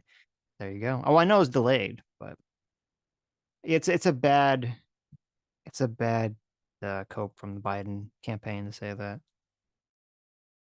Caleb for $10 says Biden didn't renegotiate for delay, and the reason Biden's admin likely didn't renegotiate with the Taliban is because they were already breaking the agreement under Trump and attacking Afghan forces. Well, I guess that then, well, the issue then at that point is like, okay, if they've already broke the agreement, then why you stay on the time scale? Just say, okay, well, you've already broke the agreement, so now we're going to add as much time as it takes for us to safely, pull out all of our equipment first and pull out all the people first and just do it. We're going to do it as slow as fucking we need to get it done if you've already broken the agreement. So Sure, they abandoned a lot of equipment that was broken. I mean, it's a fucking war, so shit breaks all the time. And well, if they just yeah, but they can still use the parts and shit. I don't know. They should have taken everything. It was a huge fuck up. It was a oh massive my fuck god, up. the shipping, the shipping cost. They're not shipping it. They're gonna okay, whatever. It's the Shipping. military. You ever shipped a tank? It's a military. Adam. How much do you think it costs to ship one tank back to the United States and fuel? Listen. No, tell me. What do you think? Then they should have just blown them up. They should have put them all. They should put Well, all they the do broken that a things. lot. This is Well, why I know, they but do blow them up. I know, They're but then like, they should have just done that. They should have put all the broken parts in a fucking warehouse and just blew the fuck shit up. Just blow the fuck up, or just rig it to booby trap it all. So when the fucking Taliban comes, it just blows them up. they're like, it's going to get $100,000 tank home. It takes us $200,000. Here's what you do. It's the perfect booby trap. Ready? Okay. Mm-hmm. You just put a bunch of aids inside all the tanks. AIDS. I love Yeah, it. just put a bunch of aids in there. They go in, they're like, we checked for booby traps. There's nothing in there. Little do they know, they've all got AIDS now. They're all HIV positive. Yeah, that's a good idea. Just put a little AIDS infested needles. Right. Dump them down in Well, there. you have to put needles so when they're reaching around, they cut themselves. They go, ooh, Oh yeah, needle eyes is sharp. that's right. We've D- infected your whole country. Exactly. Take that. D Nuts for $2 says race will not divide us. White guys for Harris. Yeah. Oh It's yeah. not great. They'll divide their Zoom calls, but look, we won't divide the nation. Lethal Train for $10 says Trump's answer on Central Park 5 should have been, I said that after they falsely confessed to corrupt prosecutors like you, or Oh, when that you would have held been evidence good. against a man on death row. Ooh, that would have been an interesting dunk. That would have been a great dunk. Right. He'll get him in the next debate. Toxin 08 for Joy says Russia shilling. Can we see Sitch and Adams taxes? No, we're definitely not paid Did we Russian by shill? When? Russia. We've never Russian shill. Look, No. the first debate we had on Russia and Ukraine, I literally in the first 5 minutes was calling Aiden Paladin a Putin simp, and she got super pissed. Oh, that's right. You can go back and check. Yes, exactly. That's right. So my credentials are sound. Okay. Yeah. That's true. JMac for $20 says, Sitch, I've been forced to play retail WoW by my friends, so it's fresh in my mind. Which candidate manifests more horde energy and which has more alliance energy? Bonus points if you assign them a race as well. Ooh. Well, I mean, come on. This is like so easy. Like, obviously, Kamala is like total alliance. Let's say, what race would Kamala be? Would she be? I mean, she was definitely in this debate. What are her those? What are smug, those moo moo people? well, like the Torrens. Oh yeah. No, it's okay. So what I'm gonna say, Kamala's smugness definitely gets her to either be, she's gonna be one of the fucking elves. She's either gonna be an Alliance Night Oh Elf yeah. or she's gonna be a Horde Blood Elf. I'm gonna say Alliance Night Elf. If we're talking vanilla. Well, you said retail, so I don't know what the fuck's going on in retail. It's like a million different fucking races now. But going back in the old days, Kamala would be fucking smug Night Elf Hunter. Okay. I feel like she'd be a fucking hunter because everyone fucking hates hunters. Trump would be,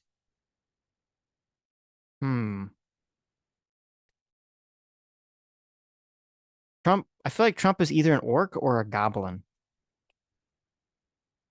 He's gonna be a horde orc or a goblin.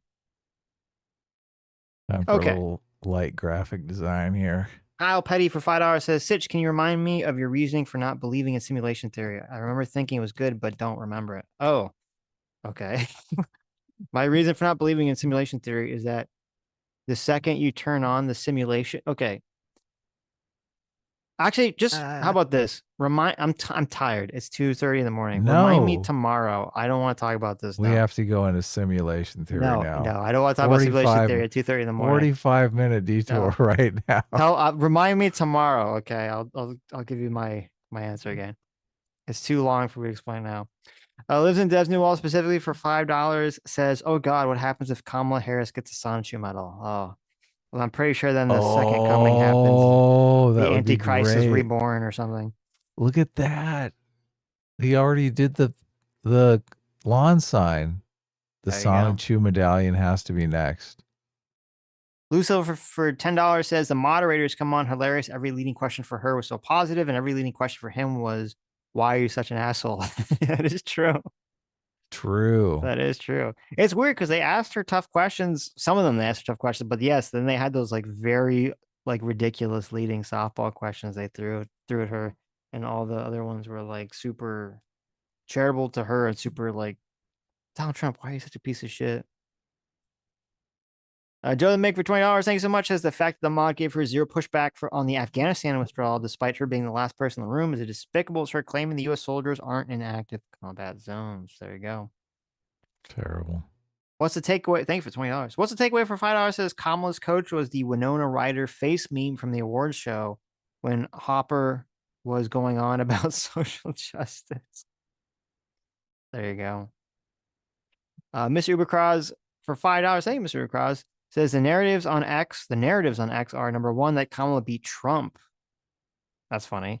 2, that the moderators were biased. Well, yeah, that's true. That one's 3, accurate. the polls will change for a bit, but then we'll go back to Trump being ahead. I don't Really? think so. Well, actually, you know what? I should take it back. It's possible that the Trump, okay.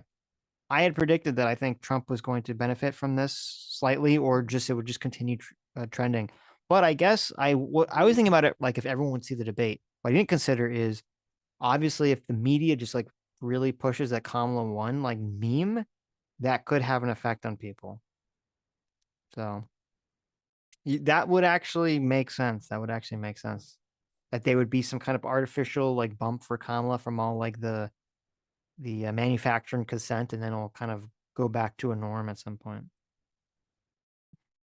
Sir Hostess of Liver for 50. Kazark says, "Good morning. Who won?" Obviously, the comedic community won. Oh, of course, and so did yeah. you guys. We always win. Joe the Meg for $5 says, "You guys should give the Chris Williamson and Eric Weinstein podcast from a week ago a listen. It's kind of conspiracy, but also true." Well, check it out. Yeah, I always listen to Eric Weinstein on Piers Morgan earlier today. And it how was is that? totally conspiracy. Yeah, he's very big into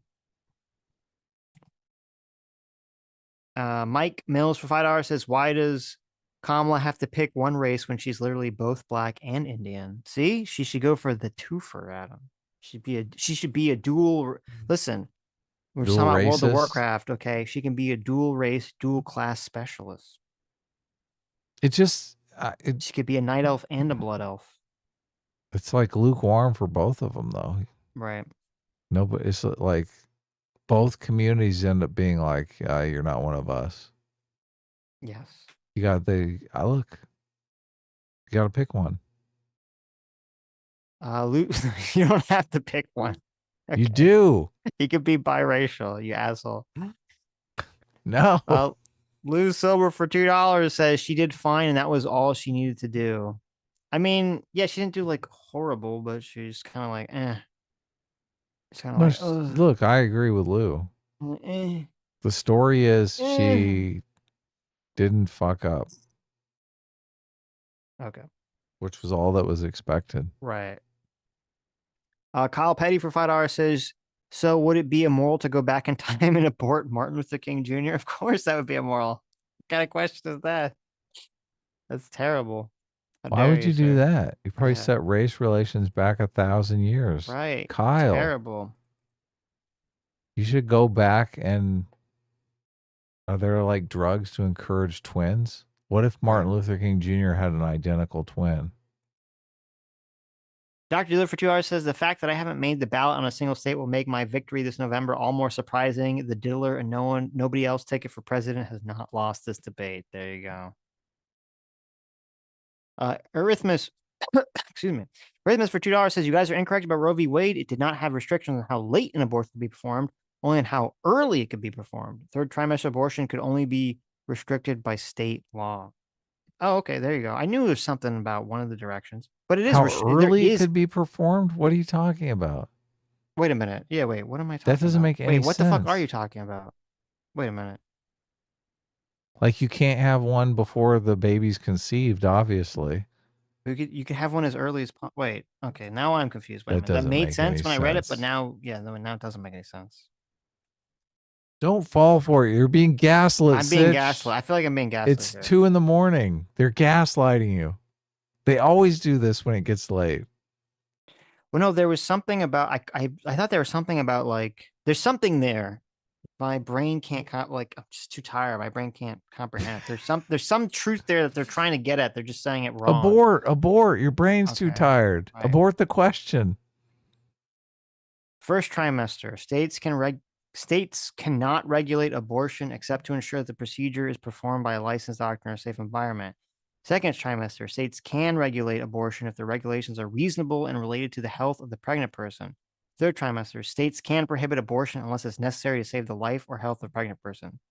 This is what the generative Google AI says is That's Roe v. all Wade. kinds of regulation. Right. So no, but that would be a restriction. Yeah, so it would be the restriction after, which is what would make sense. Then what I said, Right. they specifically said viability. They're like, they made a moral issue. They're like, look, if the baby can survive outside of the woman, it's kind of like immoral just to kill it. Mm-hmm. And don't you agree? I mean, that seems reasonable.